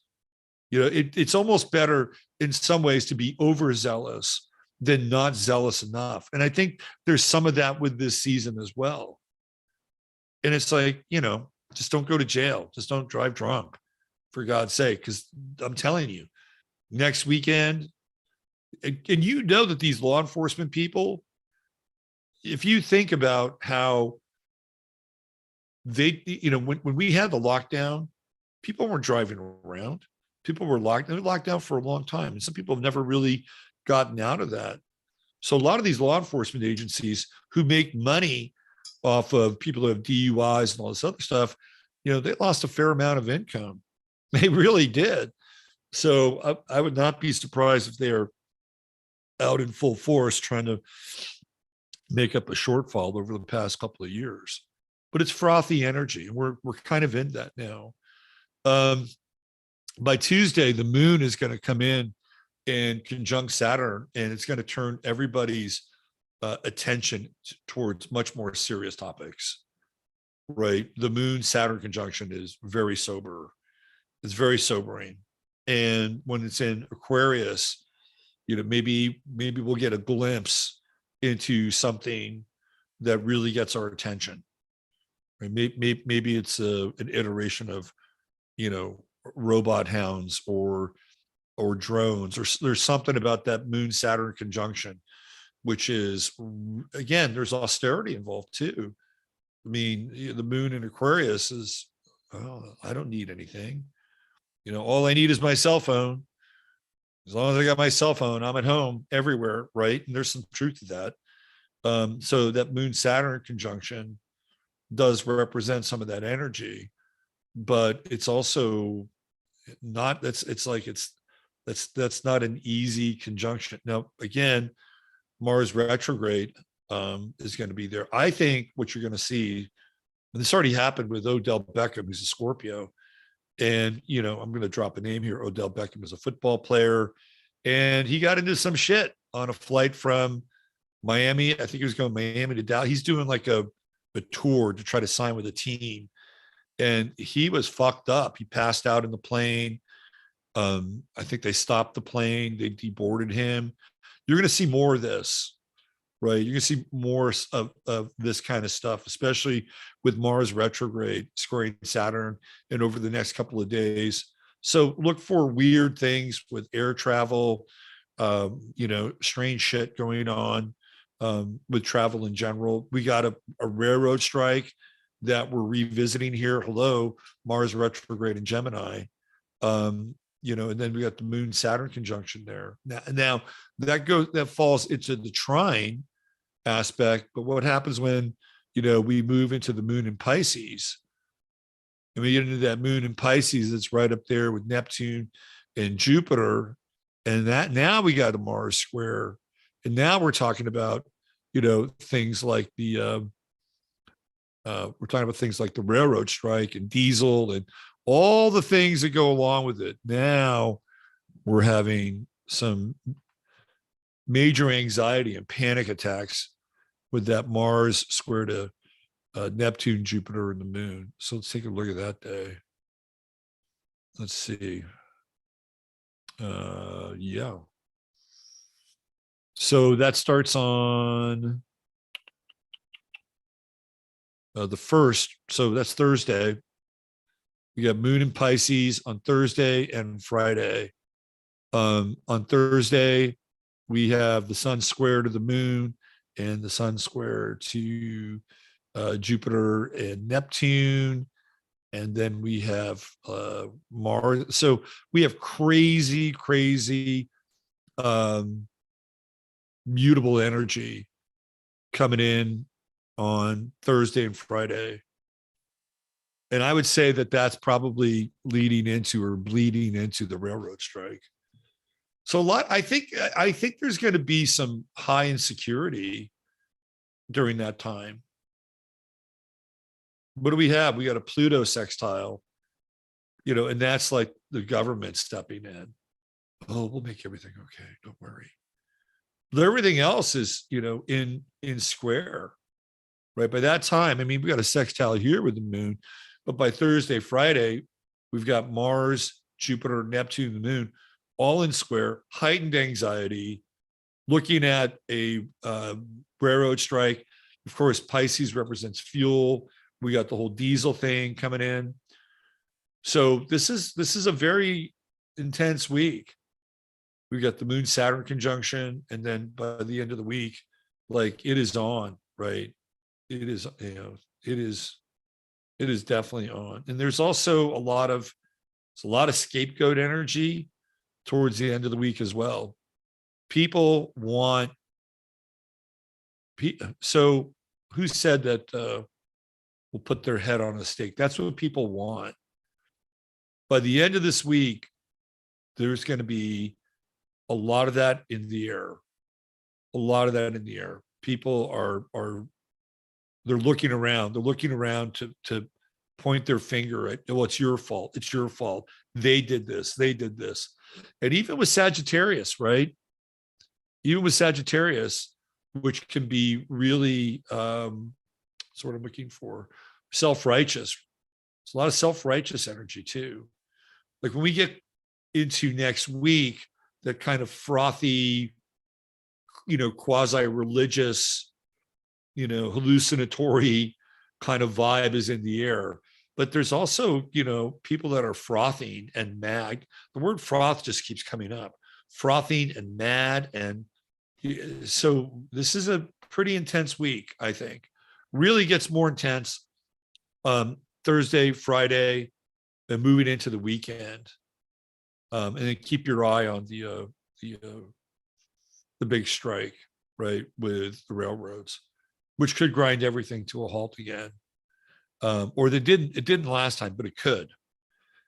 All right, let's see. We have an inconjunct here with Uranus, and Venus is going to be in the orb a little bit longer.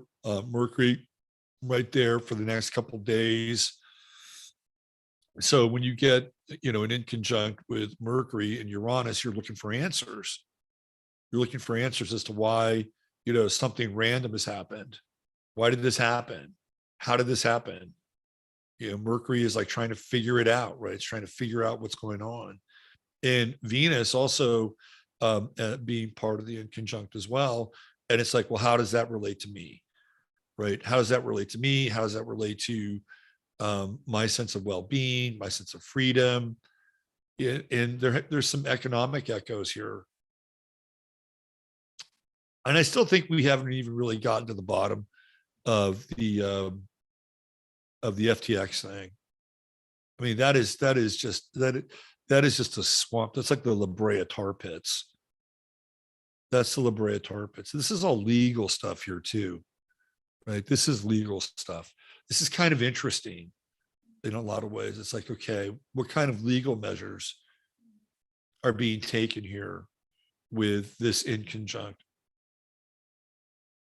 It feels to me like freedom of information stuff.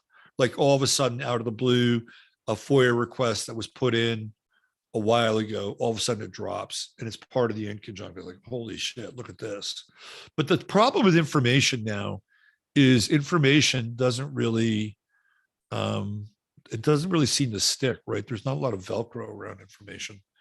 But I feel like that's part of this too. It's like all of a sudden, wham, something drops into the mix, and it's like, oh, where is it? Is it related to Biden and the laptop? Could be, because that thing is starting to gain. Again, I have no fantasies about anybody ever doing any real time around that thing, but it's starting to gain some kind of momentum, right? Finally, after all this time, fucking CBS said that it exists. Hallelujah. 2 fucking years later. Thanks for coming to the party, CBS. All right, let's get into some of these personal charts here. By the way, just to top all this off, if you're a mutable sign, a Gemini, a Pisces, a Sagittarius, or a Virgo, it's ice skating on tennis shoes.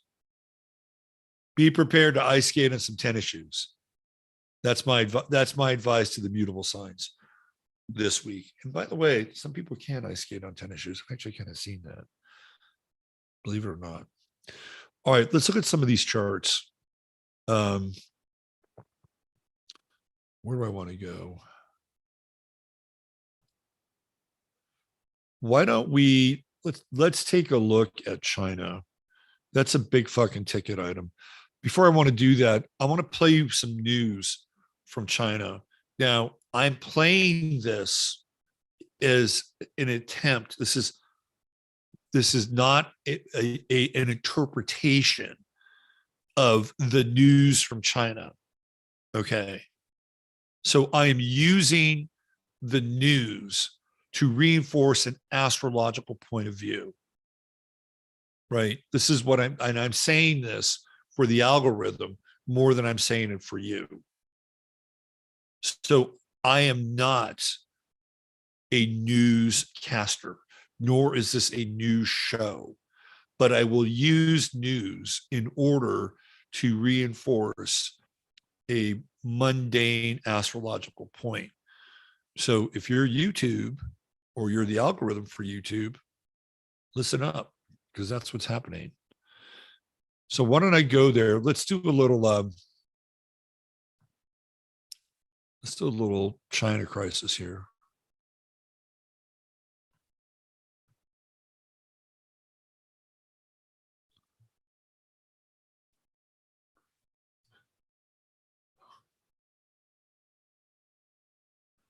Now, when CNN is in on the game and they are bringing shit up,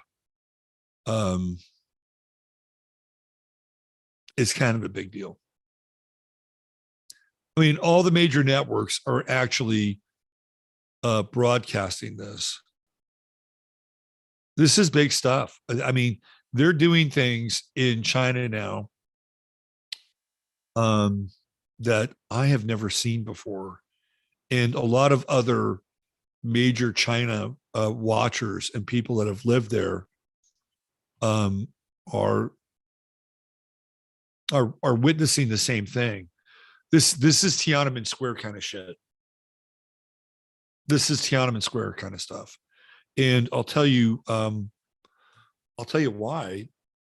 Well, there are a number of reasons why this is happening, but there was one event that really set this last wave of protest off. First of all, people are exasperated with the whole COVID thing and the testing. And China has this ridiculous zero COVID policy. Like, it's fucking just nuts, right? And they watch the World Cup in China. And they're watching, who is it, Ronaldo or, one of these international players who's tested twice for COVID, and he's actually out and playing at the World Cup. So the Chinese are watching this and they're like, why the fuck is he doing that? Right? Why do we have to, run around like, crazy fucking people to try to get a test or to try to get, they're like over it. It's like the Chinese have, I don't know. Okay, so astrologically, we're going to look at this, and I have some, astrological points that I think really fit here. But from just a sociological perspective, you look at the intense economic growth that China has experienced. And even inside of the country where you've seen this rise of people through the class system. I mean, you go back to China in the 1970s and 80s, and China wasn't shit, right? It was not, it was really locked down, and people didn't really have anything. They just didn't have shit. And now you have people that are like lower middle class, right? Like way more than they've ever had, ever.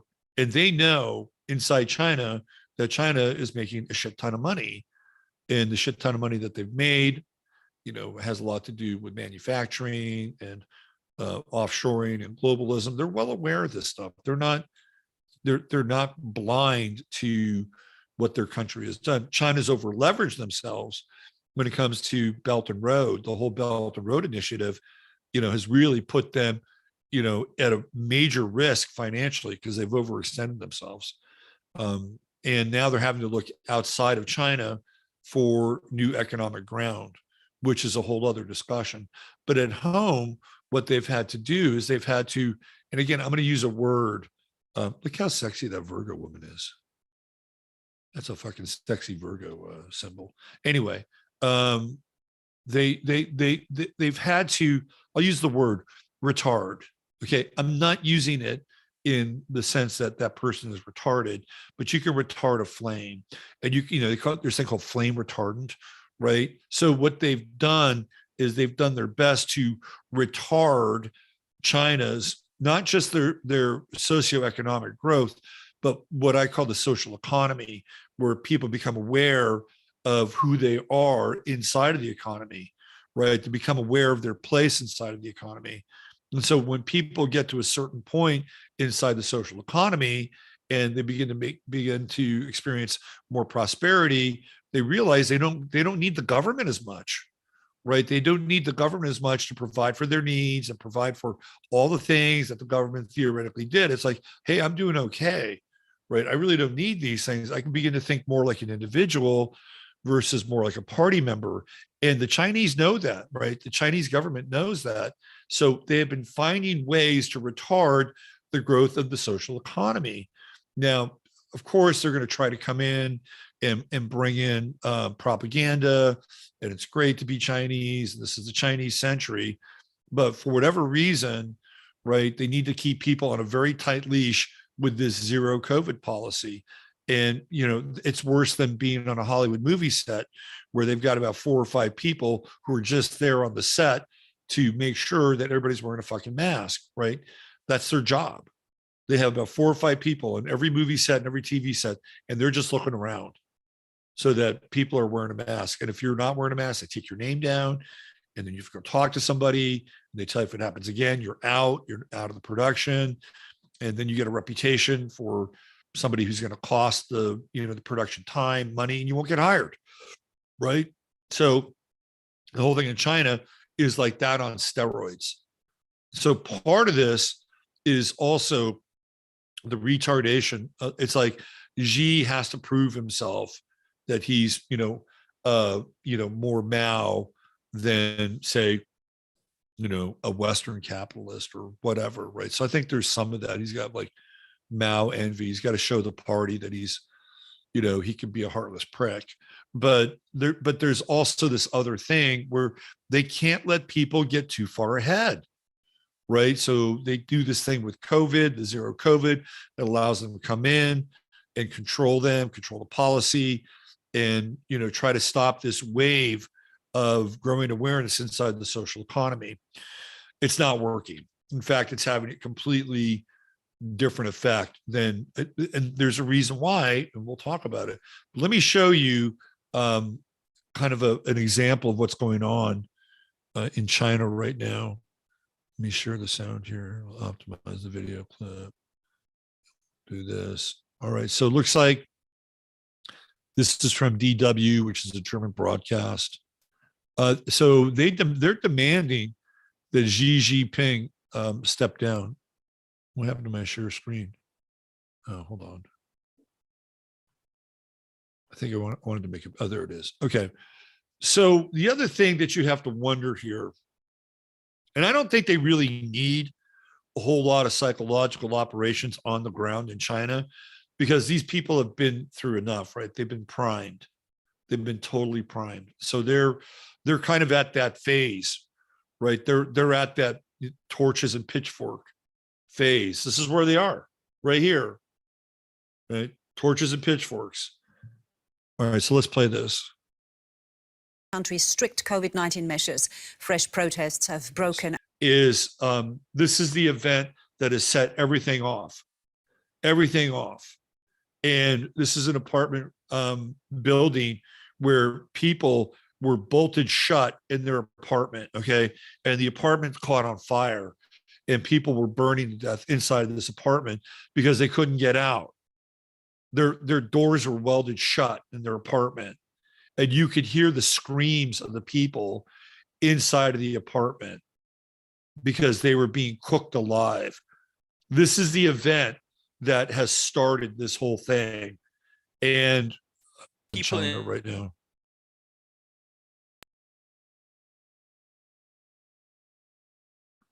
Now I can hear it. I don't know why. Unheard of, oh, and you have okay.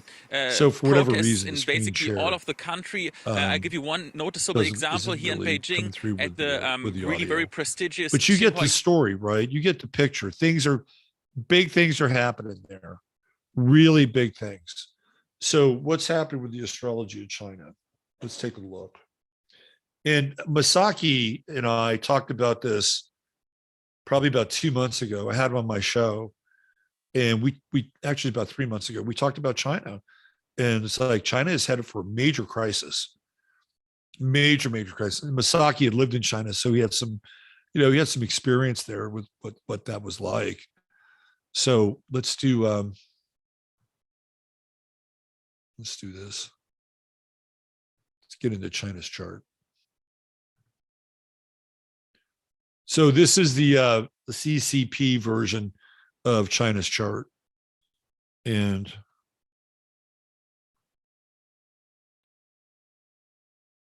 so the thing that, really grabs my attention, right, is the ascendant, which is at 1 Aquarius. So we had the super conjunction of 2020, December 21st, right on China's ascendant. So Saturn and Jupiter together as part of a 20-year story, a 20-year chapter in the development of China. So, when you have Saturn, of course, Saturn being in China's first house, when you have Saturn there, you're going to get restraint, right? It's also reformation. The Saturn transit in the first house is the reformation of the self. But with Jupiter, you're also going to get expansion. So you're going to see people with this conjunction, especially with the moon, because right now we're like, this is the Aquarian moon right now for China, like 3 degrees. And we started off the night show with the moon at 2 degrees in Aquarius. So this is a really appropriate time to talk about this. And there's a lot of restraint with that Aquarian moon. This is how people have dealt with crisis in China. They don't want to cause a stir, or at least they haven't. So that Aquarian moon has helped people just become fucking detached, right? And watch everything that happens. And how they deal with the people with the Aquarian moon is in some ways the same way. Like, well, they're just, it's all a big, Skinner box and a big science experiment. And we really don't care. We're, the goals of the party are or the goals of, the people that are behind the party, whoever they are more important than how we feel about the people. But there's a problem here now, right? Because we have Saturn. Let's make this a little bit bigger. So we have Saturn right now at 19 Aquarius. So Saturn is in opposition to Pluto inside of the Chinese chart. And that's a big opposition. Fixed sign. You throw Uranus in, right? And here's Uranus. It's not quite conjunct the IC, but once it moves forward and goes, starts to get closer, that's unrest. That's like serious unrest, major unrest. And right now, Uranus is in this opposition with natal Venus here in the Chinese. So they've had it, right? Like they've just fucking had it. Saturn Pluto opposition, and Saturn going direct now, but it's still in that orb, right? It's still in that and they're going to go through the Saturn opposition when Saturn goes into Pisces, right? So that's going to be when China in this regime basically turns 74, which it will in 2024, it'll turn 74, right? And that's the Saturn opposition. So China's going to have, I talk a lot about the Saturn opposition. So China's going to have to do something very different, very, very different over the course of the next 2 years. And you can see like kind of the anal quality of the zero COVID policy with Saturn and Virgo at 13 degrees, 13, of course, being the number of death, right? But that is so fucking anal. It's like, we need zero COVID, zero fucking COVID. We can't live with this, right? But they're going to have to do something different. Something big is going to have to change.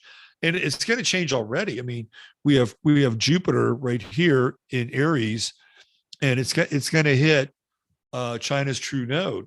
Now, that could also be, China really cracking down and busting a lot of skulls, which if they're engaged in this, this war on order, I just don't think it's going to work out well for them, right? Conversely, what's interesting is that China seems to become more radical, right? More Aquarian, more rebellious. Whereas here in the West, it seems to be having a bit of an opposite effect, where people are more than happy to line up for their slavery, right? So this is the other side of this thing that we're witnessing, and everything. And this is exactly what I talked about, right, at the beginning of the show. That when it happens, people will, in their own way, will know what to do. Right. They will in their own way know, and it's already happening here. And what are people doing? Right. They are doing things they've never done before. Like this, I mean, we had the brief blip of Tiananmen Square, and that's it, right? That's it. We've got the sun on Chiron right now. So, Chiron and Sagittarius, people are dealing with issues of freedom. They want to be fucking free. It's like they don't want to have to run around and deal with the COVID checkpoint every, 2 or 3 hours. And you got to get to a fucking checkpoint. Like when your WeChat Q code or whatever shows up and your phone starts blinking, you better be start thinking all the way to your COVID checkpoint, because if you don't get there by the time you're supposed to, they will fucking come get you. That's what's been happening. Right. And the other thing here too is like, keep your eye on Pluto. Pluto is going to hit the China ascendant, and it's going to hit the China ascendant next year at 0 Aquarius. But you're going to watch a country go through a major transformation, and I don't know how this thing is going to play out, like, because China always externalizes things. So if they're having, problems at home, right, they will look out and they'll try to do something abroad so that they can, change the nature, the tenor, or the conversation about who they are and what they're doing. And I've talked about this for a while now. They've got their hooks in Canada. They've got their hooks in Australia. They've got their hooks in New Zealand. More Australia and Canada, some in New Zealand. They certainly have their hooks in the West Coast of the United States. So that's really what China's eyeing, right? Like China wants to become greater China. But if they've got these problems at home, then they're not going to be able to necessarily run their externalization program and start picking up, assets and start picking up resources from these other countries, which is really what their plan is, right? And that's the plan for the world as well. They like the world, theoretically wants to turn these territories over to the Chinese because the Chinese theoretically have proven that this is the best form of government and control. Well, that's not happening now. Their model is falling apart at the seams. We also have Chiron, right down here, conjuncting the South Node. It's going to get closer. People are willing to take risks. I think people, they're willing to take risks. They've had enough. They've just had enough, right? And with the true node down here in the third house, they want to be able to travel and move around. This is really interesting. Of everything that's happening on the planet right now, the astrology for China is just way more interesting than, like, of course there are other things going on, but this is big. This is really huge. Saturn Pluto opposition, 2024 Saturn opposition. Yeah, this is big stuff, really big stuff. And Pluto conjuncting their ascendant, right? And then they have this yod with Uranus. That's also, we talked about Mars going into Cancer. When Mars goes into Cancer, after this period of being retrograde and not having any real forward movement, once it goes forward, one of the first places it's going to hit in China's chart is Uranus, playing into this yod here. And that's fucking radical. That is radical. And that's the springtime. And right now it's pretty cold in China. But this is a country that is on the precipice of massive change. And it may not happen next week or next month, but I guarantee you, by the time we have this conversation and we're talking about next year and Pluto, on China's ascendant, that's major. And the thing is that the people in China really don't have any real allies either. I don't think Biden and the CIA in the West want to go in and flip that thing and turn China into basically another globalist vassal state. Now, what's also interesting is the timing around BRICS and how BRICS is really gaining a lot of momentum. But I really don't think that these protests are astroturfed, because if they were astroturfed, they'd be happening in just one region, right? The Ranchi or whatever, the place where they had the apartment fire, like clearly there would be that. But they're happening all over the place in China.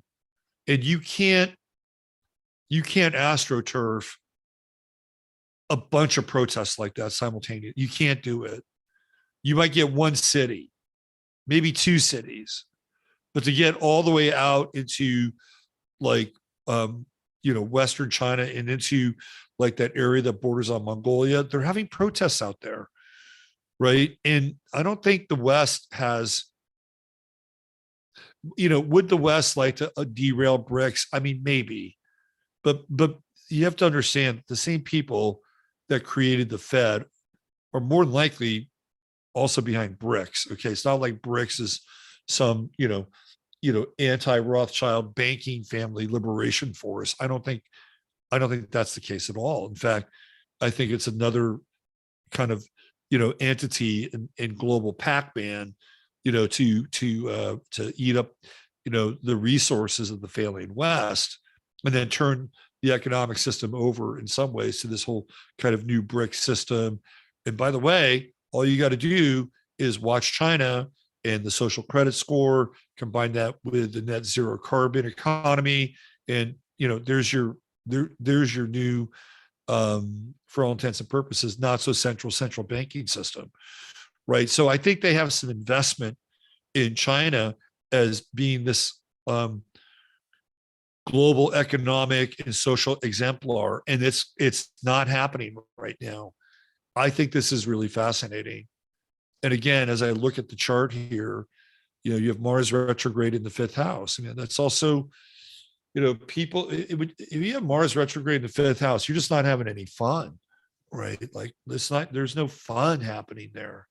And even this whole thing with the children and taking the children and, putting them into isolation at 1 year old. I mean, that's the house of children. And people, I think they're over it. I mean, this is the level of saturation on the planet right now. I mean, here in this country, people are over shit. They may not be as vociferous and active as what's going on in China, which is kind of blowing my mind, actually.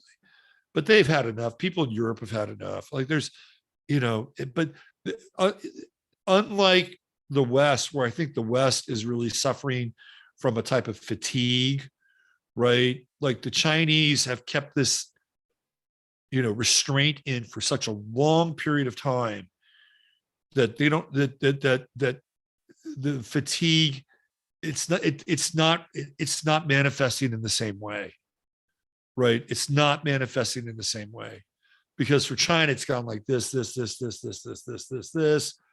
then COVID, and then like that, right? Like the more China got successful, made more bridges, made more cities, made more of everything, people got a taste of some economic independence, right? And then once COVID hit, it was like, okay, we need to begin to disassemble these structures.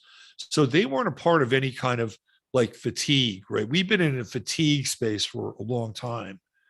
We have been in the West, we've been in a place of deep fatigue and demoralization for a very long time. With China, it's like, if anything, they're thinking this is their century and very proud of their country. It's a nationalistic country. A lot of these people, we fucking hate nationalism. China's a fucking nationalistic country, right? As much as you hate nationalism, yeah, look over there, right? So their fatigue is more recent, and it's not really fatigue. It's more like just out and out frustration and just anger at the whole COVID thing, right? They're not beaten down. The West has been beaten like a dog, right? So whether you're in England or Germany or the US, for the most part, we've just been beaten like a dog. They haven't, China's strict, but they have been beaten like dogs until recently. And so you throw that into the mix, and that's just not a very good mix. You got Uranus opposing Venus here, right? Venus is all about contract. And Uranus is like, fuck it, we're over this. We're over this control. So I don't know what the next move on, I think when Jupiter goes direct, it goes into Aries. I could see where the gloves could come off, right? The opposition to China's 7-degree sun in Libra, I could see the gloves coming off, and that's not that far away, but we're in the here and now. So China also has Neptune going through its second house. And the second house, of course, we know as being material values. So when Neptune goes into the second house, it's almost like quicksand. The bottom begins to fall out. Now, I don't necessarily believe that Neptune transits in the second house are a death knell. A lot of astrologers do. I don't. I've talked about it before, how Neptune is tidal. So when you have if you have Neptune natally in your second house, or you have a Neptune transit in your second house, be grateful for what you have when you have it. And if you don't have it, be grateful for what you have in the don't have moment. That's how it works, right? That's how it works. You have to embrace the tidal nature. Tied in, embrace it. Tied out, embrace it. bless it, bless it, bless it, bless it. When you get into the tide out moment and you curse the tide out moment, then the Neptune part will kick in and you'll feel like you're impoverished, right? So you're being challenged to be grateful for the resources that you do have when you have them and not really be attached to them, right? So I think this is an interesting transit for China. And I guess they're not going to get into the real big opposition until Neptune goes into Aries and begins to oppose their sun. We got a Neptune Palace opposition. I mean, if they don't understand what's happening with Palace there, they being the Chinese government and this Neptune opposition, then there's no fucking hope for them, right? But they can't, with a fixed sign like that on the ascendant, like all fixed around the cardinal points, having, and especially super early degrees, except for the IC and the midheaven, both third decan, it's hard to make change. Like if you've gone down this path and you're the Chinese government and this has been your program and these have been your protocols and it's really hard to make change. Very, very difficult. It's like, okay, what are we going to do now? Okay, I guess we'll back off of this for a while. They would probably wind up getting rid of Xi before they would make any change. That's the change that they would make. They'd get rid of Xi's ass. And, there are people inside the Chinese government that don't like him. They want his position.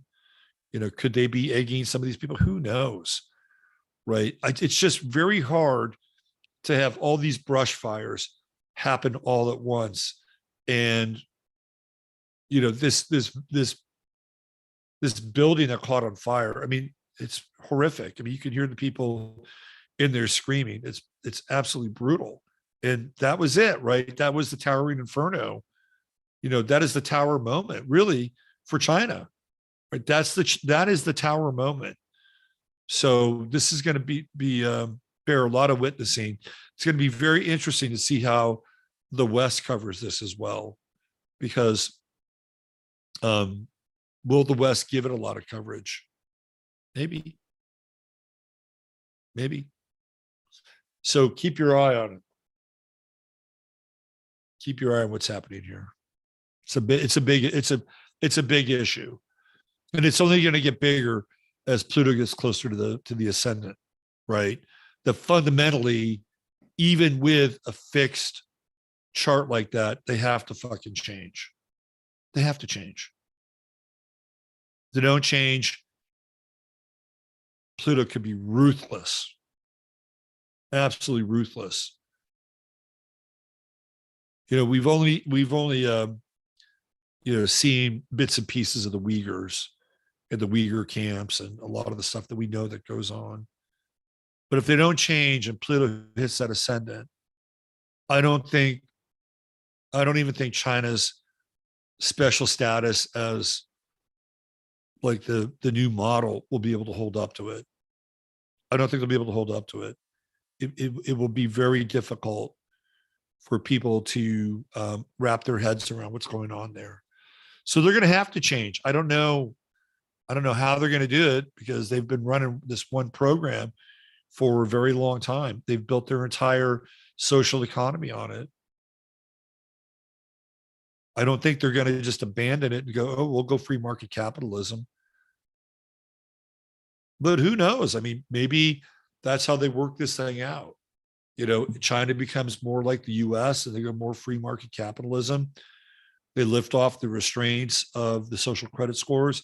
Meanwhile, in the West, we take it on. And then we look at China, it's like, well, we used to be that, now we're you. And that's a possibility. I mean, that is impossible. I mean, China may come in and announce some major socioeconomic. The problem with China is the population density. That is the biggest problem. That is the biggest problem, is the population density. They need to figure out how they're going to deal with their population moving forward, which is why they want these other countries.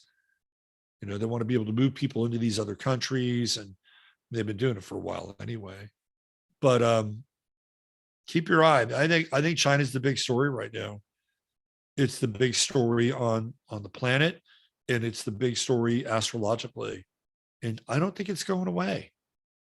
I don't think it's going away, because again, if the Chinese do what they've done in the past, which is put the hammer down, it's only going to like incite the people even more. You remember when I said about this whole Aquarian thing, that the things that you think are going to happen and the things that are baked in the cake and it's part of the plan, they will not go well, right? They will not go well, because this is the nature of Aquarius. China thinks they've got all these compliant people and they're going to run them around and they're going to bring them into all these, checkpoint Charlies for COVID, and they're going to bolt them in their apartments, because up until this time, people haven't done jack shit, right? They've been docile. They don't want to get their privileges taken from them. They don't want to get their organs harvested. That's all changed. That's all changed. This event in this building where those people are caught on fire, and that's gotten out. And that is the fire, the wildfire that is running through China right now, right? With all of this stuff, I don't think they can bring it back. I just don't. Not now. Like, the toothpaste is out of the tube, right? So this is a very, very big moment. And of course, the United States will just sit on their fucking hands, which is what we do. I remember, like, whether or not Tiananmen Square, like if Tiananmen Square was really a psyop, right? If it was really a psyop, then the Bush administration would have gone in and taken care of business and flipped that bitch. They could have done it easily with sanctions, everything that they've done with Russia, everything that they did with Iraq, everything that they did with Libya. They could have done it to China, even with all their fucking investments in Walmart. It's like, no, we're not going to do it. But we were all, at that time, kind of riding high off of Reagan and the fall of communism. And it was like, well, maybe it'll happen there. Maybe it'll fall. No, that was our opportunity to go in and say, okay, we're gonna apply pressure. But they didn't do it. Of course, they didn't do it. But here we are. It's back now. So what was Tiananmen Square? Just curious. No, it was in the 80, 89. Is that when it was? 89, 90? Let's find out. It was April 15th, 1989. So, right there on tax day, Mars energy. That's Mars energy, right? It's like, that's Aries energy. April 1989. What did that look like astrologically? And what did we do? We just sat on our asses.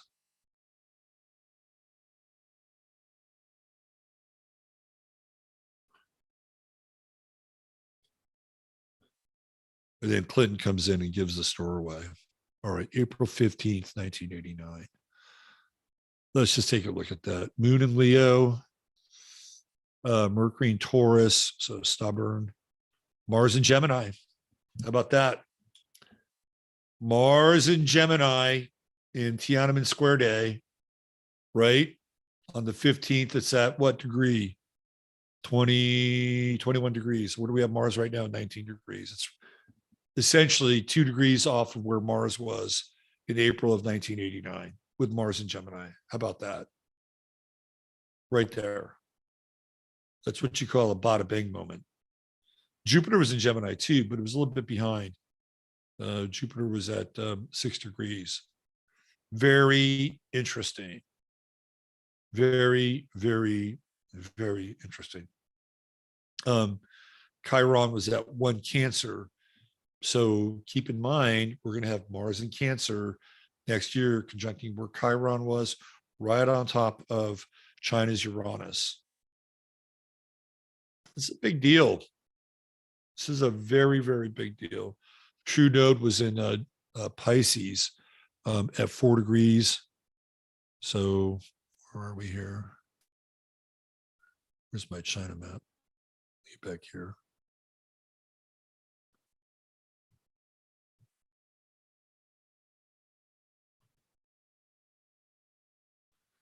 Right. So yeah, the South Node was on China's vertex in Juno. And just getting ready to go into Leo, right? The true node was just getting ready to go into revolutionary Aquarius, which by the time we get into June of that year, that's where the nodes are. South node in Leo, true node in Aquarius. So it's interesting, this whole Mars thing.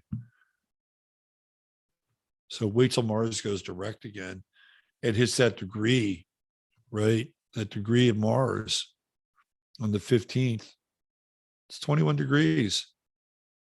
And this whole shit happened, I think, when Mars was right at, was it 3 days ago?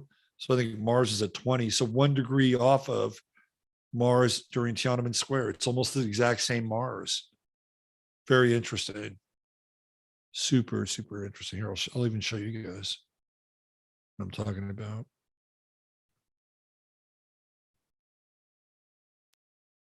Right here. Right there. April 15th, 1989. All right. So we'll keep our eyes on the our friends in China. It's going to be very interesting.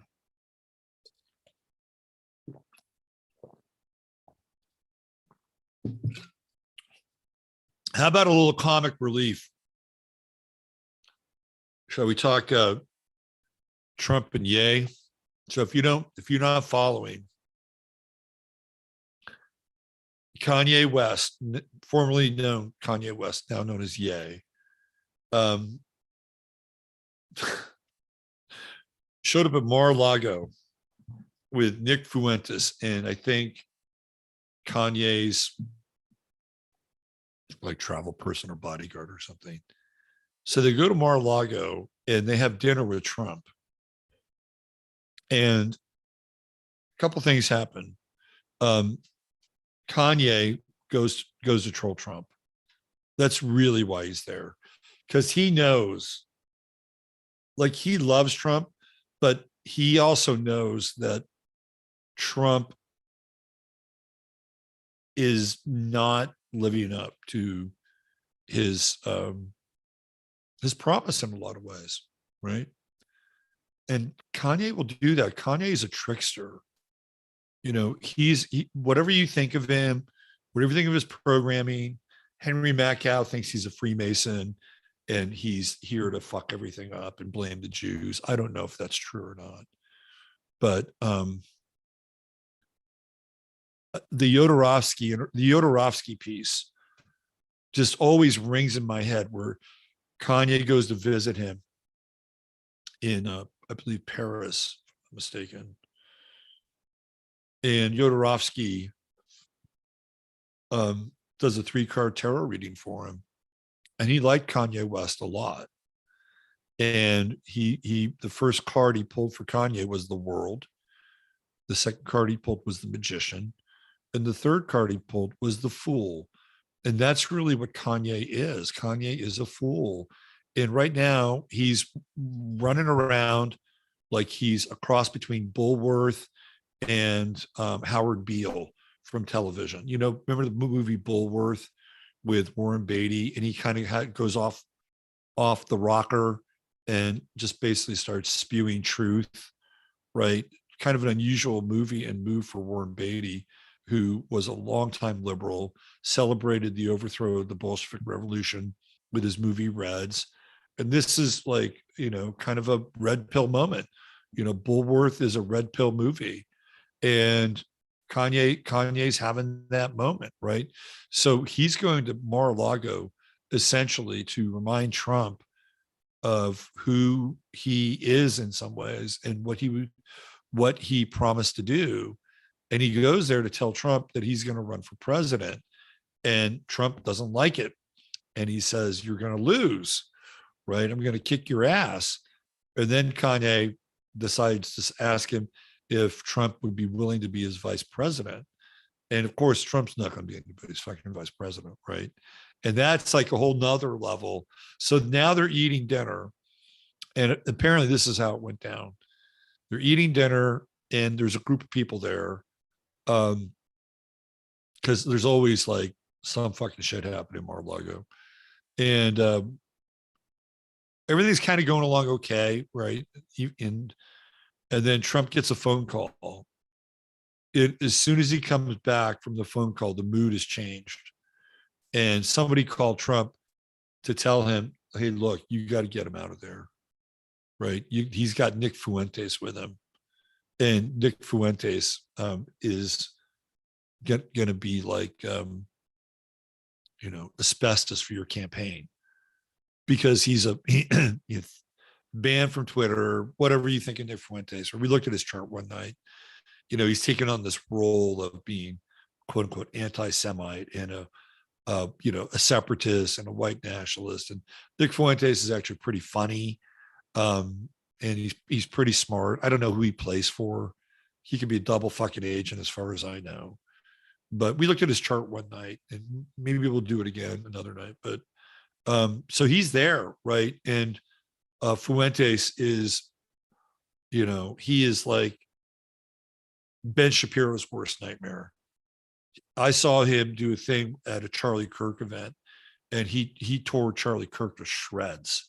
And he was just an audience member, and they're doing a Q&A, and he tore Charlie Kirk to shreds. So Nick Fuentes is anti-Zog. Who knows? Maybe he works for Zog. I don't fucking know. But on the surface, he's clearly anti-Zog. Zog means Zionist occupied government. So Kanye now is hanging out with him, right?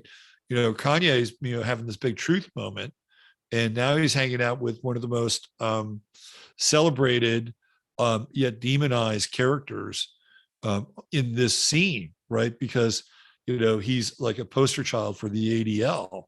The ADL clearly see Nick Fuentes as being public enemy number one. Probably makes him a lot of money too, by the way.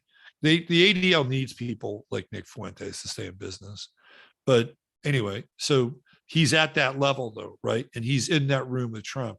You know who Trump hangs out with? Trump hangs out with, a lot of really high-powered, very well-connected, got to say it, right? Jewish supporters, right? You go and look at the people who poured a shit ton of money in Trump's campaigns, especially the 2016 campaign. Like those are all like heavy duty power Jews. Sheldon Adelson. I mean, even what's his name, right? The guy who bought a big chunk of Twitter. Even he invested in Trump, right? The Mercer family, all these major donors came to the table, and they put up money for Trump to run. Huge, and they are part of the 0.5%, and they fit a demographic, right? Paul Singer, and I think Bernie Marcus. I think Paul Singer and Bernie Marcus. Bernie Marcus owns Home Depot. They all like contributed heavily to his campaign. So and that's why Trump's cabinet looked a particular way, because once he won, all these people that donated to his campaign said, well, we want you to have this person. Because Trump didn't know any of these fucking people. He didn't know any of them.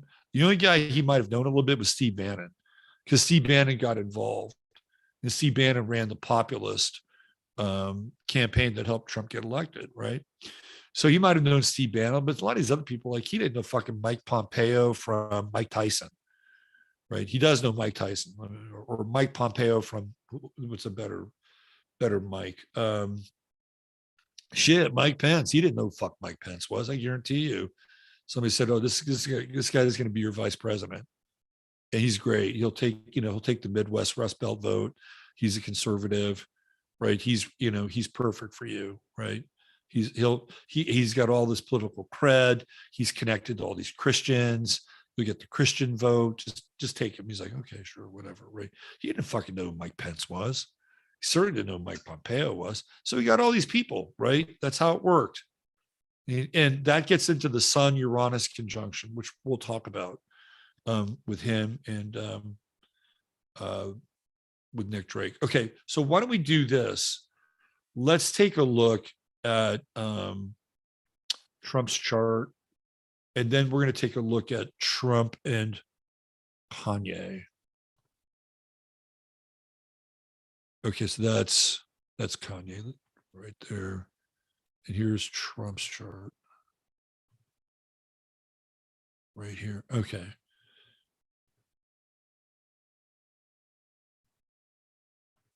All right. So of course, we know his chart pretty much inside out. Sun Uranus conjunction. Trudeau there, lunar eclipse, right? Born on a lunar eclipse. So what we have here is Mercury and Venus are showing up. And already people on the left are going after Trump because Nick Fuentes was at his house. And he said, I don't know who Nick Fuentes is. He showed up, he brought these two guys. I didn't know who they were. Right. So like, you're going to hear more of this in the week ahead.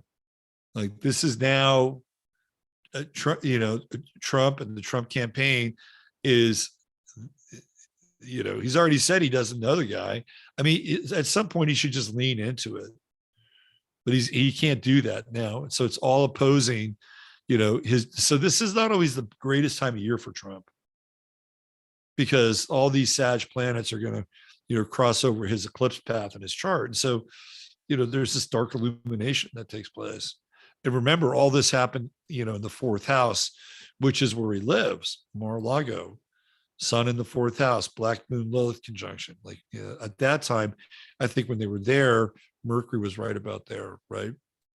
But, this whole thing with Trump really started when he decided that he was going to announce his presidency. And that's where Mars was. It was just right off of his Sun retrograde. And it's kind of like, him throwing his hat back in the ring, Mars reactivating him, but it's going backwards. And right now, he's going to have Mars, hitting Uranus here in a couple of days. And, that's going to be wonky. That's going to be really, really wonky. And, it's when you deal with, Mars Uranian energy, it is just really like out of control. It's like out of your control. So this is not a time where Trump is moving forward, clearly. I mean, he came back in on the spotlight with Mars hitting his Sun. It's like, okay, I'm going to run. I'm running for president, whatever that means, whether it's now or 2024. But Mars retrograding is like he'll come from a position of strength again, but it won't be until Mars moves direct. And even at that point, it's not going to happen until, what was that? March, right? March of 2023.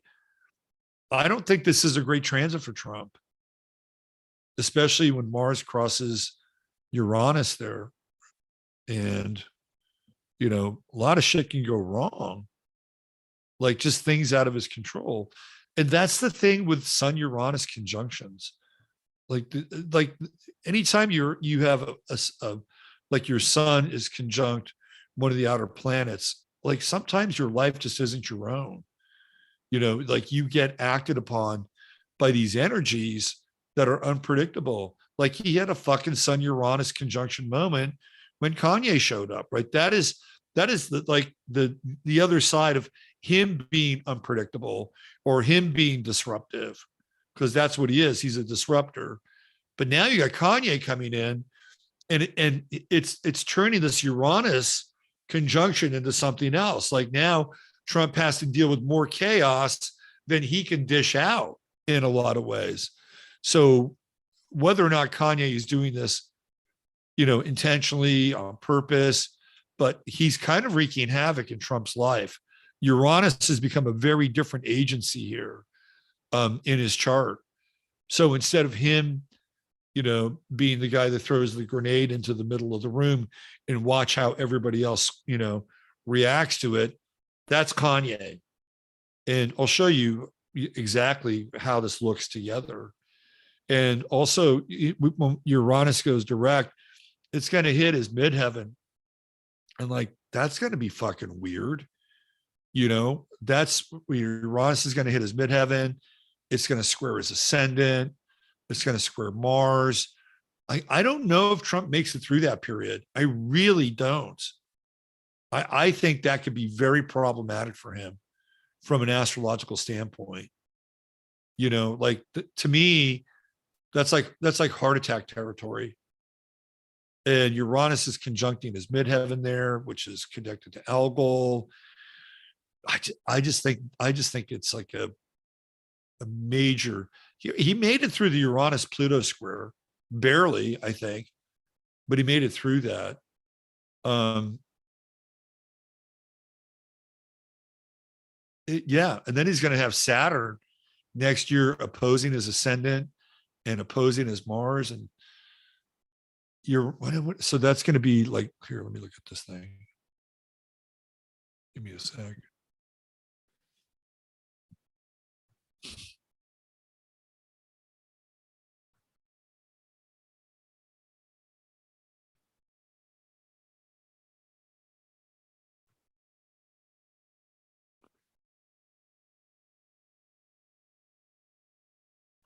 And this guy has escaped more shit than Harry Houdini and Chris Angel combined.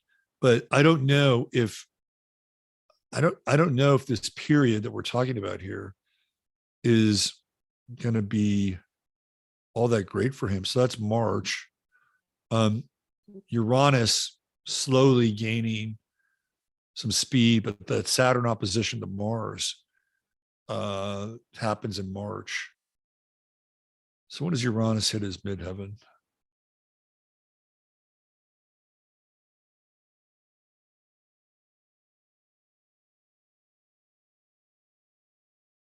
Yeah, it's going to happen right around August. 24 degrees. Oh, it goes retrograde just before it hits his midheaven. Interesting. So he's not going to have that until 2024. Right around. So it goes to 23, 1 degree off his midheaven, then it goes retrograde. But it's this Saturn opposition in March opposing his Mars and his ascendant. That's tricky.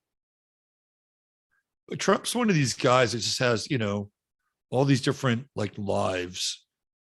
And there was a period where it was almost like there was this, like if you were to diss Trump or come after Trump, there was almost like this weird supernatural boomerang effect that would take place. And so almost, all of his enemies somehow would wind up in these kind of weird predicaments. The guy that represented Stormy Daniels winds up going to prison, although I think he might have had more to do with that than not. But yeah, I mean, I just think that he's this Mars conjunction though of Uranus, which will happen later this week, early next week. That's tricky. That is a very, very tricky conjunction. It's like there's more chaos than I think even the king of chaos knows what to do with. And even with Pluto, Pluto being in this retrograde, the opposition to Venus, like straining his partnerships, straining his deals. Pluto ultimately going into his 6th house, health. I think Trump could have a heart attack, but I don't think it could happen until about 2024 with that Uranus Mars square. But Pluto going into his 6th house is not great for his health. That's my humble opinion. And he's kind of in the wide arc of the Pluto opposition. Anyway, let's take a look at him in Kanye's chart, because I just think Kanye is sort of toying with him at this point.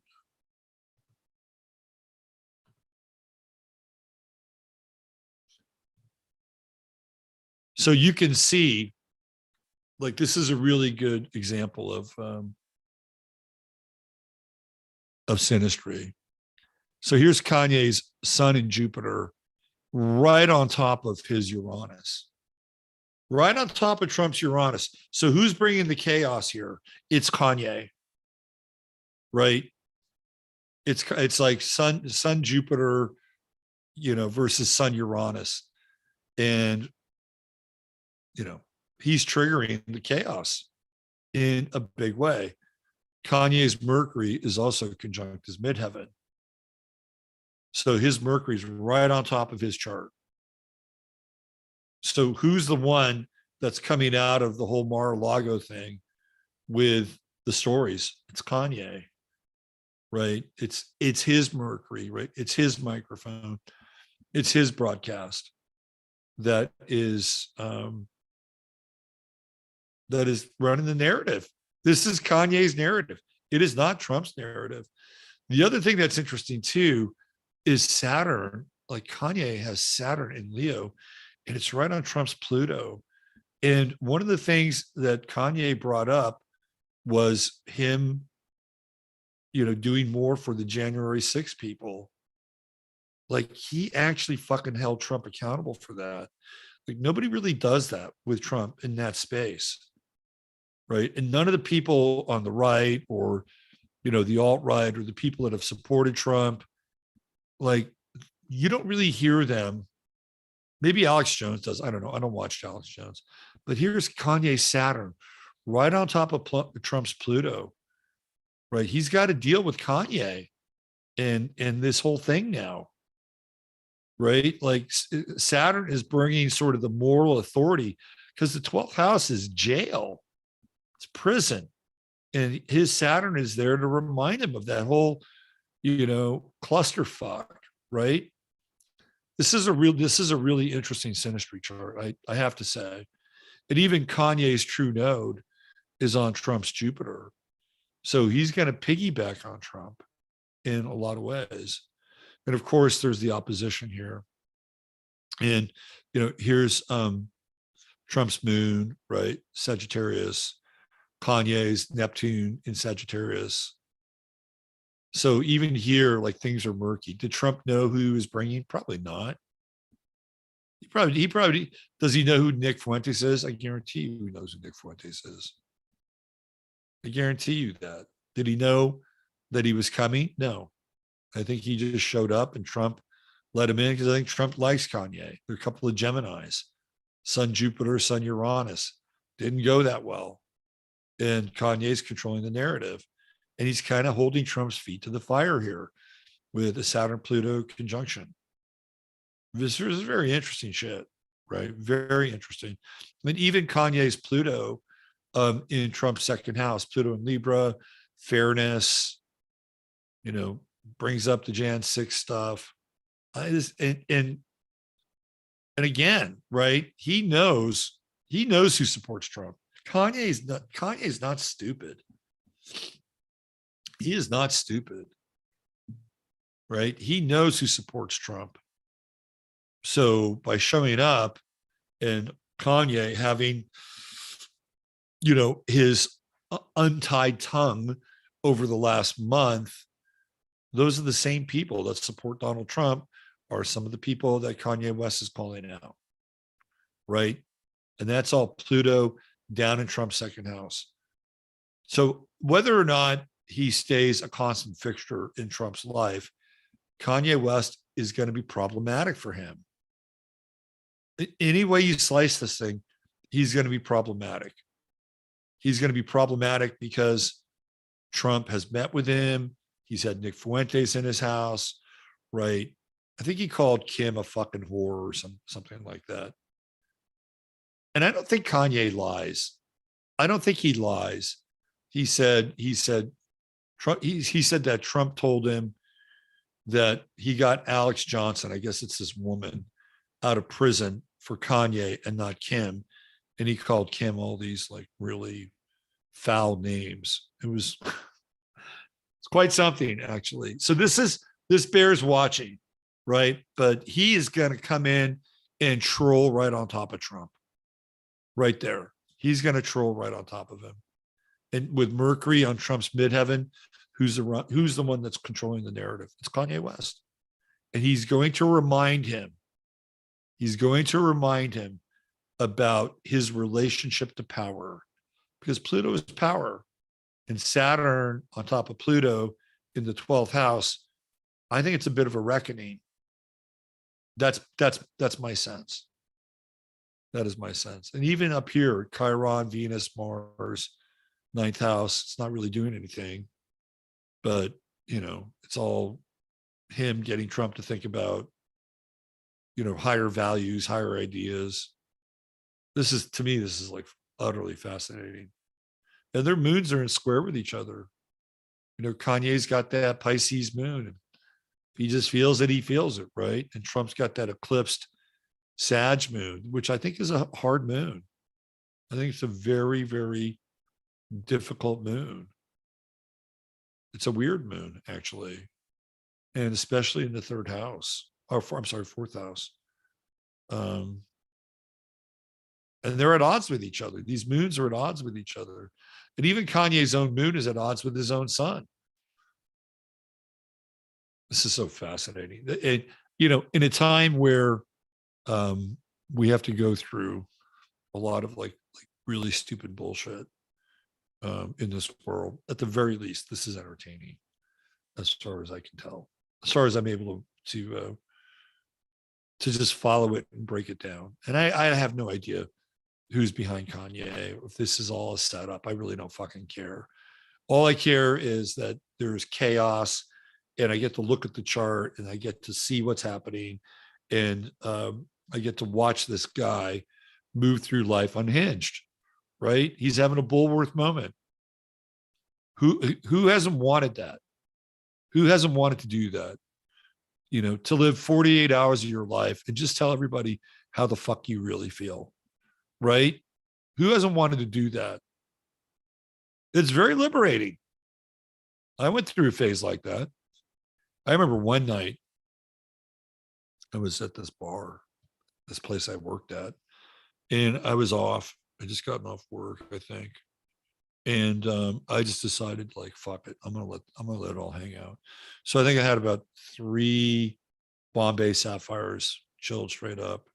And anybody that sat down next to me, if they were high, I let them have it, right? Like high meaning like high in themselves. And they were low, like I built them up or whatever. It was very liberating. I've had some other periods in my life that were like that too. But that's exactly what he's doing. He's saying exactly what he wants. He's not holding anything back. There's no filter. The guy's got no filter now. So you're watching somebody who is really, who knows? Maybe it's a fucking mind control experiment. I don't know. But it's fucking entertaining as hell. I could see worse mind control experiments, and I have. All right, I wanted to bring something up here, just a little bit of a different twist, and then we'll get into some Nick Drake. So I wanted to talk about like this concept that I have with aspects and planetary rulership. I actually talk about this a little bit in my course. By the way, if you want to learn astrology, I do have a course, which is quite good, 16 hours, and the price is definitely right on it. So, and I might even do like a special for Christmas. Maybe I'll start that up next week. So one of the things that I talk about, but I don't really fully flesh it out, is planetary, what I call planetary rulerships for angles, right? And I don't know, maybe some astrologers out there talking about this, but I haven't really seen it. So in my exploration of astrology, I've been able to notice like the relationship of planetary influence inside of aspects. So I just wanted to share this with you tonight. You can get a little bit of a taste for it. So we all know what conjunctions are in a chart. It's when planets are very close together. We looked at Sun, Uranus conjunction in Trump's chart. So when we have conjunctions, it's about relationship, right? The relation between one planet and another planet. So conjunctions are Venusian. That's what they are, right? They're Venusian. Venus being the planet that represents relationship. However, Venus, once being a ruler of Pisces, when those conjunctions get too close, they become Neptunian. because they bleed together and you can't separate them out, right? You can't separate them out. Now you have to read this kind of hybrid of these two planets that are with one another in relationship to space. Sextiles are, and the conjunction, of course, happens between 0 and roughly 10 degrees, right? Sextiles are like trines, and they happen at 60-degree angles. And one of the things that I differentiate between sextiles and trines is that sextiles cause you to activate, right? They're points of activation. So for instance, let's say you come into this lifetime with sextiles and trines. A trine would be something you're just naturally good at. A sextile is an invitation to explore the relationship between two planets that are in a harmonic resonance with one another. Oh, what's that like? Oh, what's that like? That's why I think with transits, sextiles are really important, because they're giving you like the green light, like do this, activate this, like, you know, move into this area. So that represents some volition of will, right? So for me, sextiles are ruled by Mars because you have to act. Squares are 90 degrees. Now, this is the only thing that kind of fucks this thing up, because a square is not Jupiter, right? So Jupiter would normally follow Mars, but in this case it doesn't. In every other case, this thing kind of evolves, like Venus, Mars. We get the squares. Squares are 90-degree angles, right? Hard angles. Squares are hard. I mean, you have to work through them, whether they're in your chart or you're going through a square through a transit. So what planet most personifies or typifies a square? It's Saturn, because Saturn is hard, theoretically. You got to work, right? Saturn is friction. It's friction in your life. And squares are friction. Saturn is friction and compression. And that's what squares are. So the planetary rulership of a square is Saturn. Trines are easy. They're baked into your chart. You're good at them. And it's like Jupiter. You kind of like go, yeah, I'm good at this. And you sort of take it for granted a little bit that you have these things. That's what happens when you have Jupiter transits. So trines are easy. Jupiter's easy, right? It's very harmonic. So Jupiter is the planetary rulership of the trine, which is 120 degrees. So oppositions are Uranian and they're Mercury, and I'll show you why. With Uranus, when you deal with a real Uranian situation, like you're dealing with oppositional energy in a lot of ways, right? So oppositional energy can be revolutionary energy. You know, you're bringing something into the environment that is different than the thing that's already there, which is very Uranian. You know, and you have to figure out how to integrate this kind of disruptive influence in terms of the opposition, right? But it's also it's mercurial, and you know, Mercury allows you to traverse the opposition. But that's how oppositions operate. They tend to be Uranian. It's like, okay, there's a new element that comes into play. Oh, what do I do with this now? It wasn't really here before. How do I deal with this thing, right? This thing that and even in a chart, like you got to deal with this oppositional energy, and you have to find a creative way to deal with it. So in astrology, you find the midpoint in an opposition, and Uranus tends to be creative, right? You have to find the creative solution. And then finally, the inconjunct.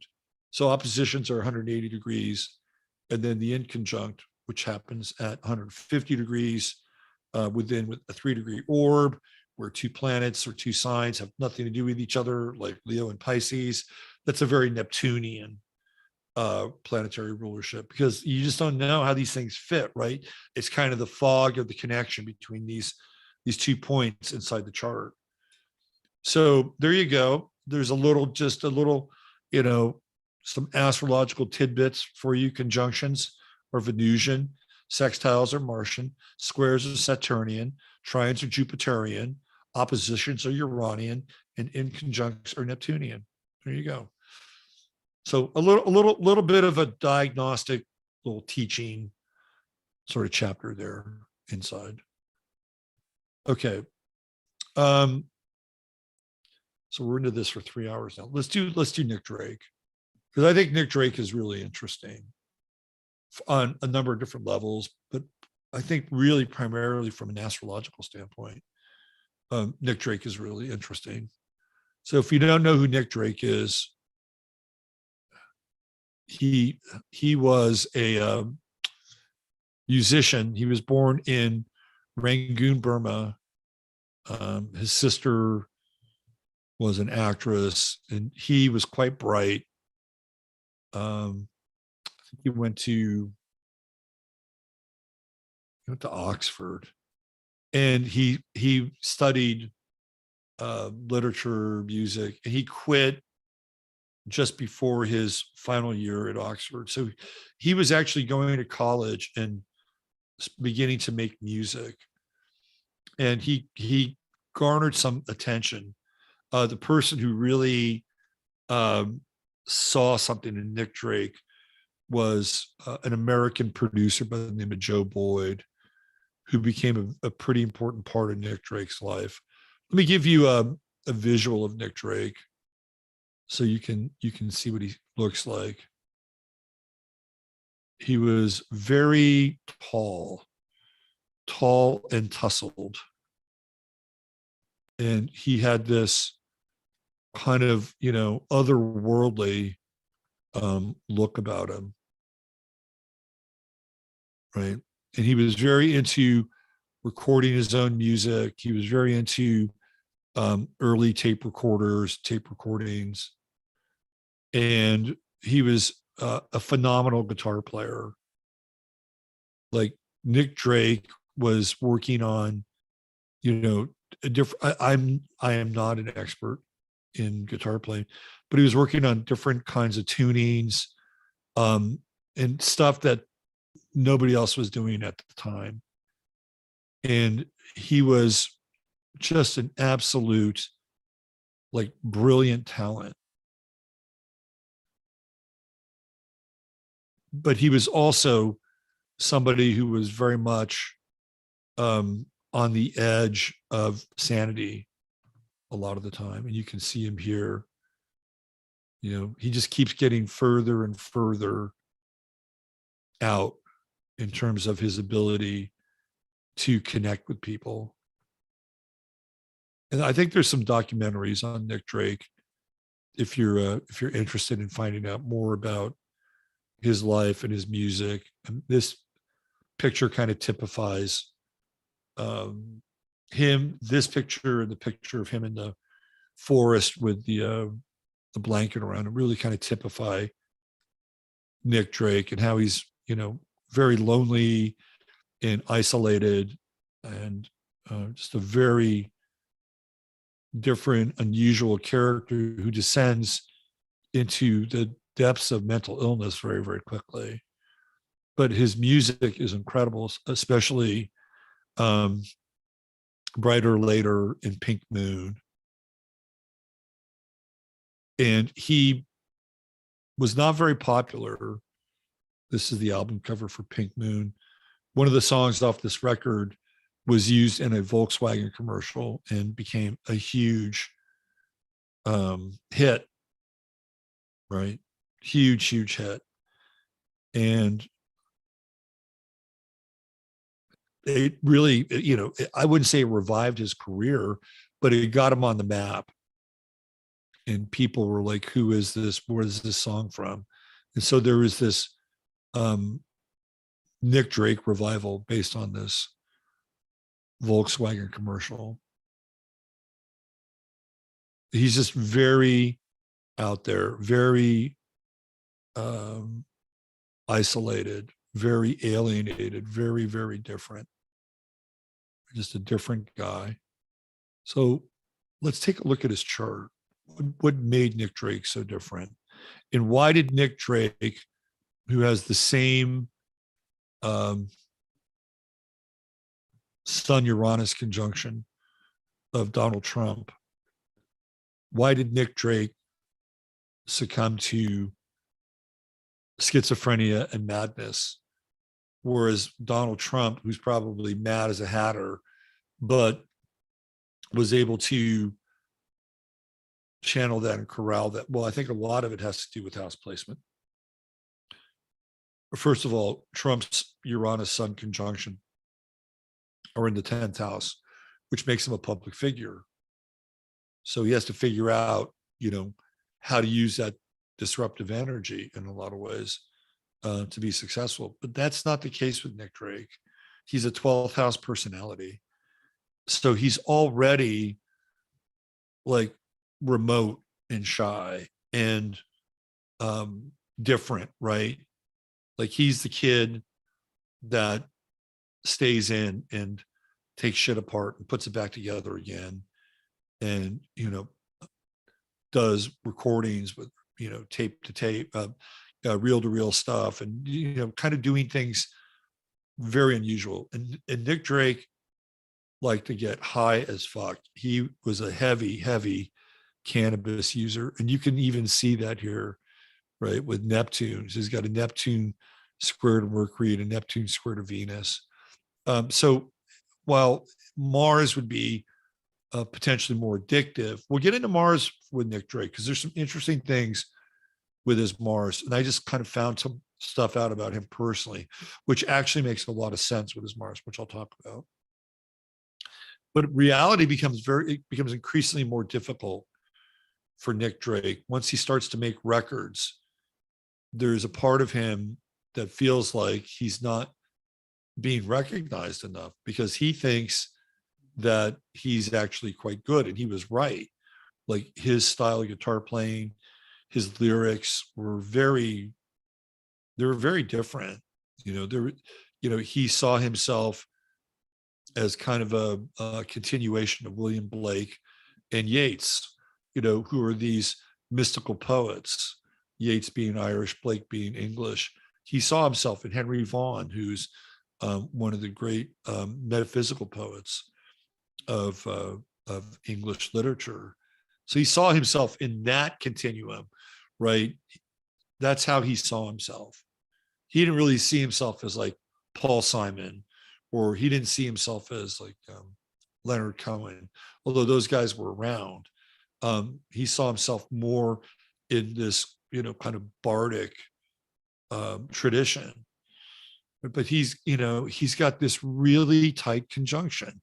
Like, I think it's even tighter than Trump's. So, when you have Uranus and the sun together, you especially in Gemini, and in the 12th house, I think you're really, kind of beginning to border on a type of schizophrenia here. And that's ultimately what Nick Drake is diagnosed with, right? He becomes more and more detached from his everyday life and begins to do things that are like more and more out there. But the other thing with him is that he's taking meds, which isn't helping, and he's getting high as fuck all the time, which isn't helping either, right? And he's got this Jupiter in Sagittarius. It's like, just, give me more of something. And it's, is he getting high because he's shy, or who knows, right? But he's dealing with this Sagittarian excess. And even Sagittarius, Jupiter in the 6th house of Sagittarius is not an easy place for Jupiter. And it's the highest planet in his chart too. That's the point of aspiration. And he was always poor.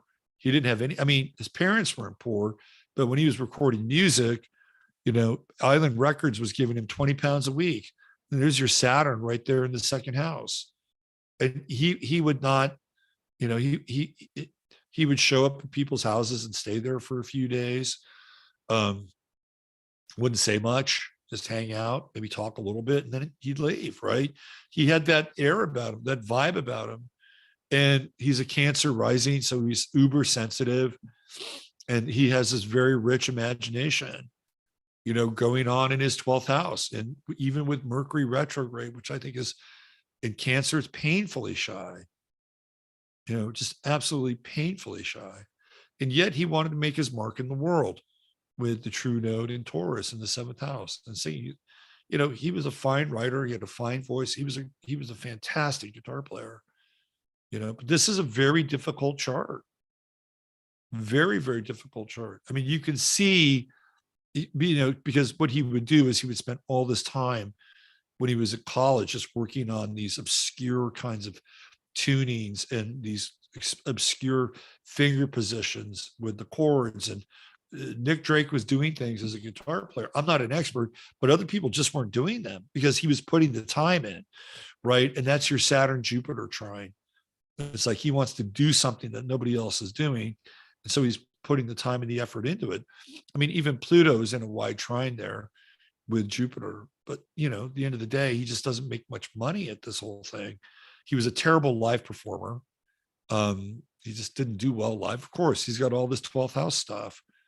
And, you know, unlike David, our friend David, the Leo King, you know, David's got his moon on the midheaven and he's got Mercury on the ascendant. So, you know, he's a 12th house person, but he can articulate and, you know, he can make his feelings known. Nick Drake is a prisoner of the 12th house.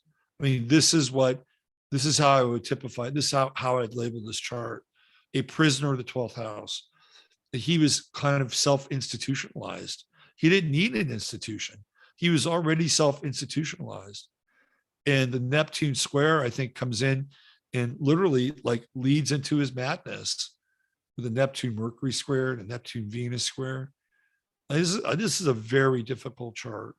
The other thing too is this inconjunct with Chiron and the moon, right? Especially with the moon in conjunct his sun and in conjunct Uranus. That to me is, you know, the moon in Scorpio, where he really wants to be known as somebody very successful and good at what he does.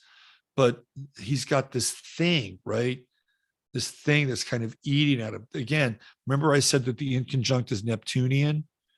You know, is it the unrealized, you know, kind of ambition that Nick Drake had? Is that what that's about? That he was really sitting on kind of this pressure cooker? You know, in some ways he's, well, I don't have to be famous or I don't have to be well known. Well, really, he wanted that. And with Chiron here, right, conjunct his moon, you know, bit of a strange relationship with his mother. But, you know, I think it's that inconjunct that really begins to cut in and whack away at his whatever stability he has, which isn't much. I mean, there's hardly any Earth in this chart. He's got Mars, right? And the true node, and that's it. And even Mars, it's in Virgo.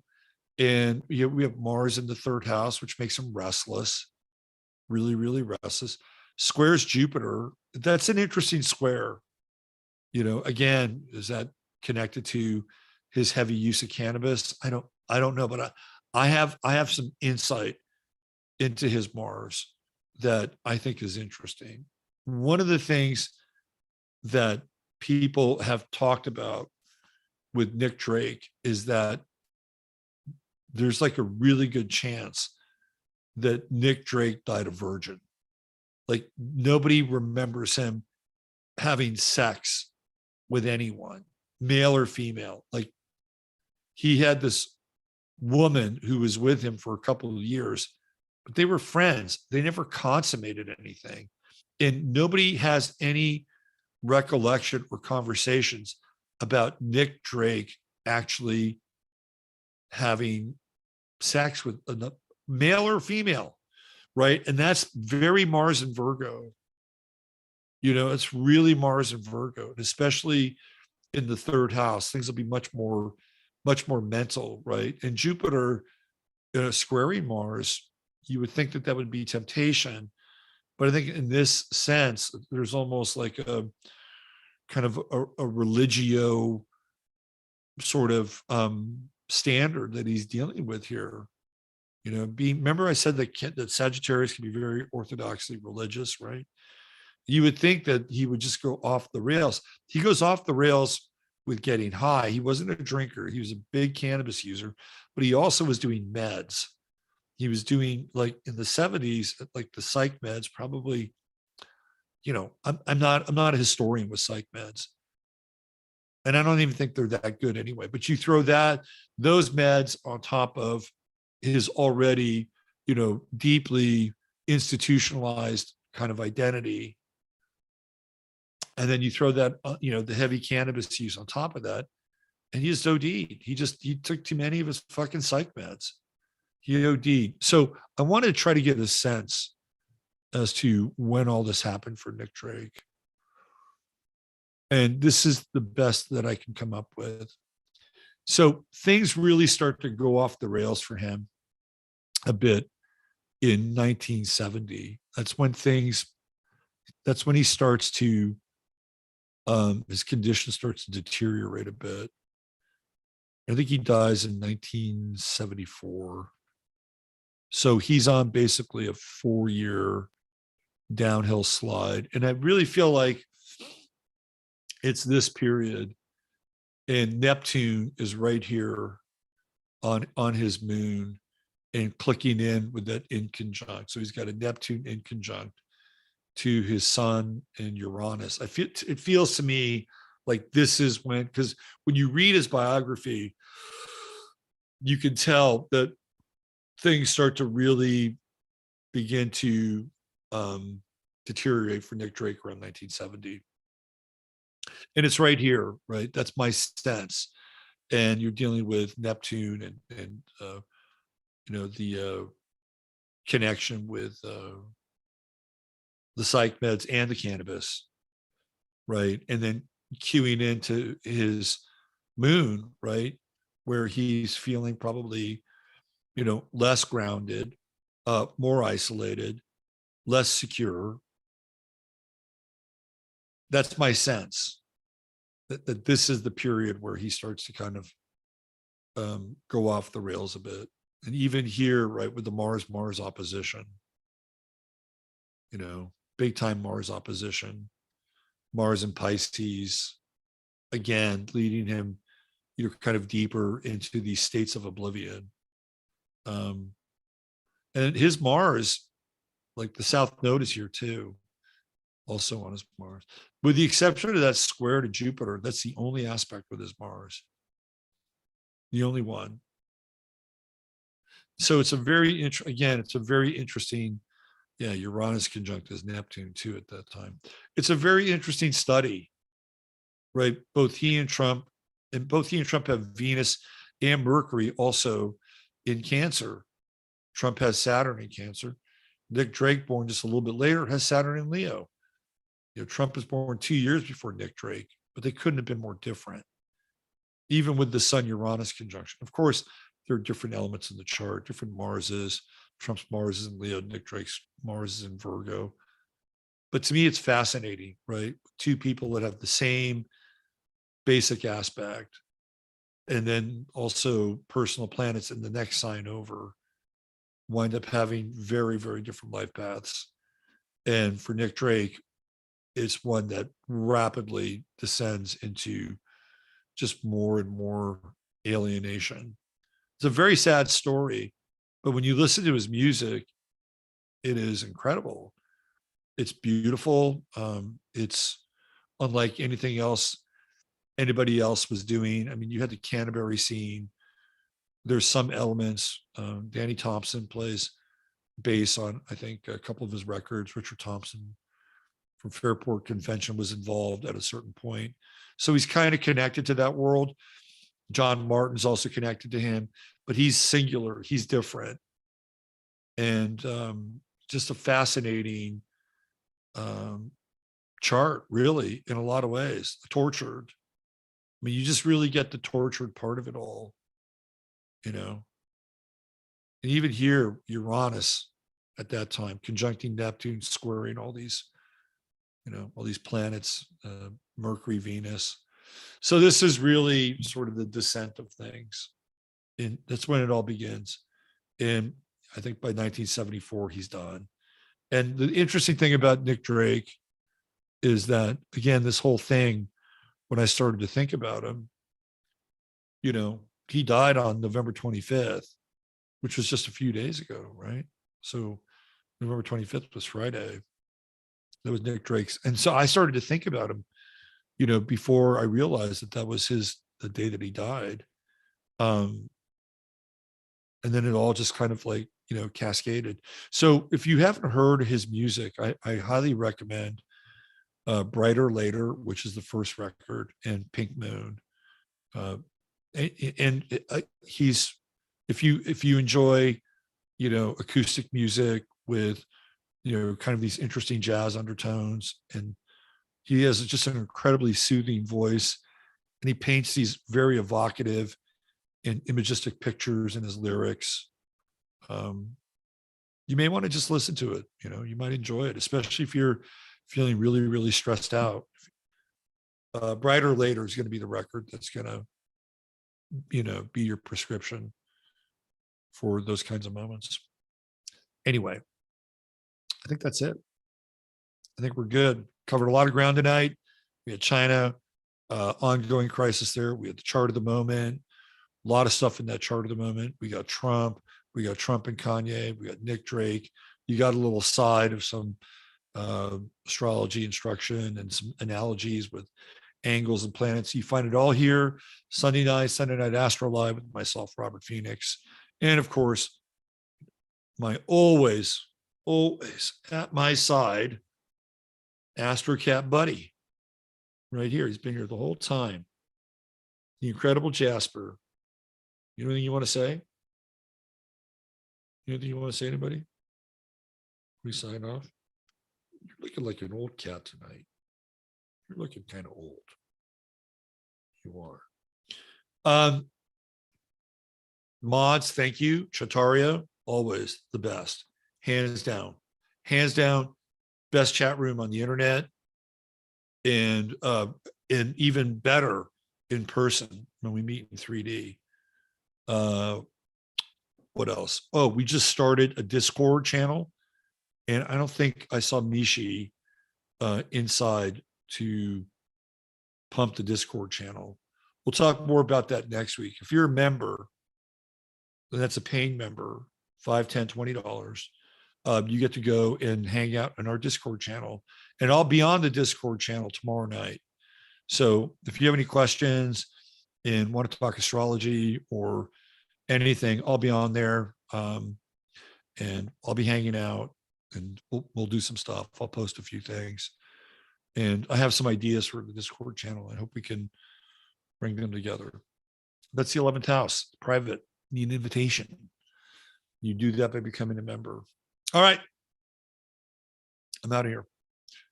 Thanks for being here. Have a great week. Use your head in order to discern what's real, your heart to step what's possible. Go to my website, robertphoenix.com, whole suite of services, readings, the course, you name it. What else? Hit like, subscribe if you like this, and we'll do it again next Sunday night. All right, take care.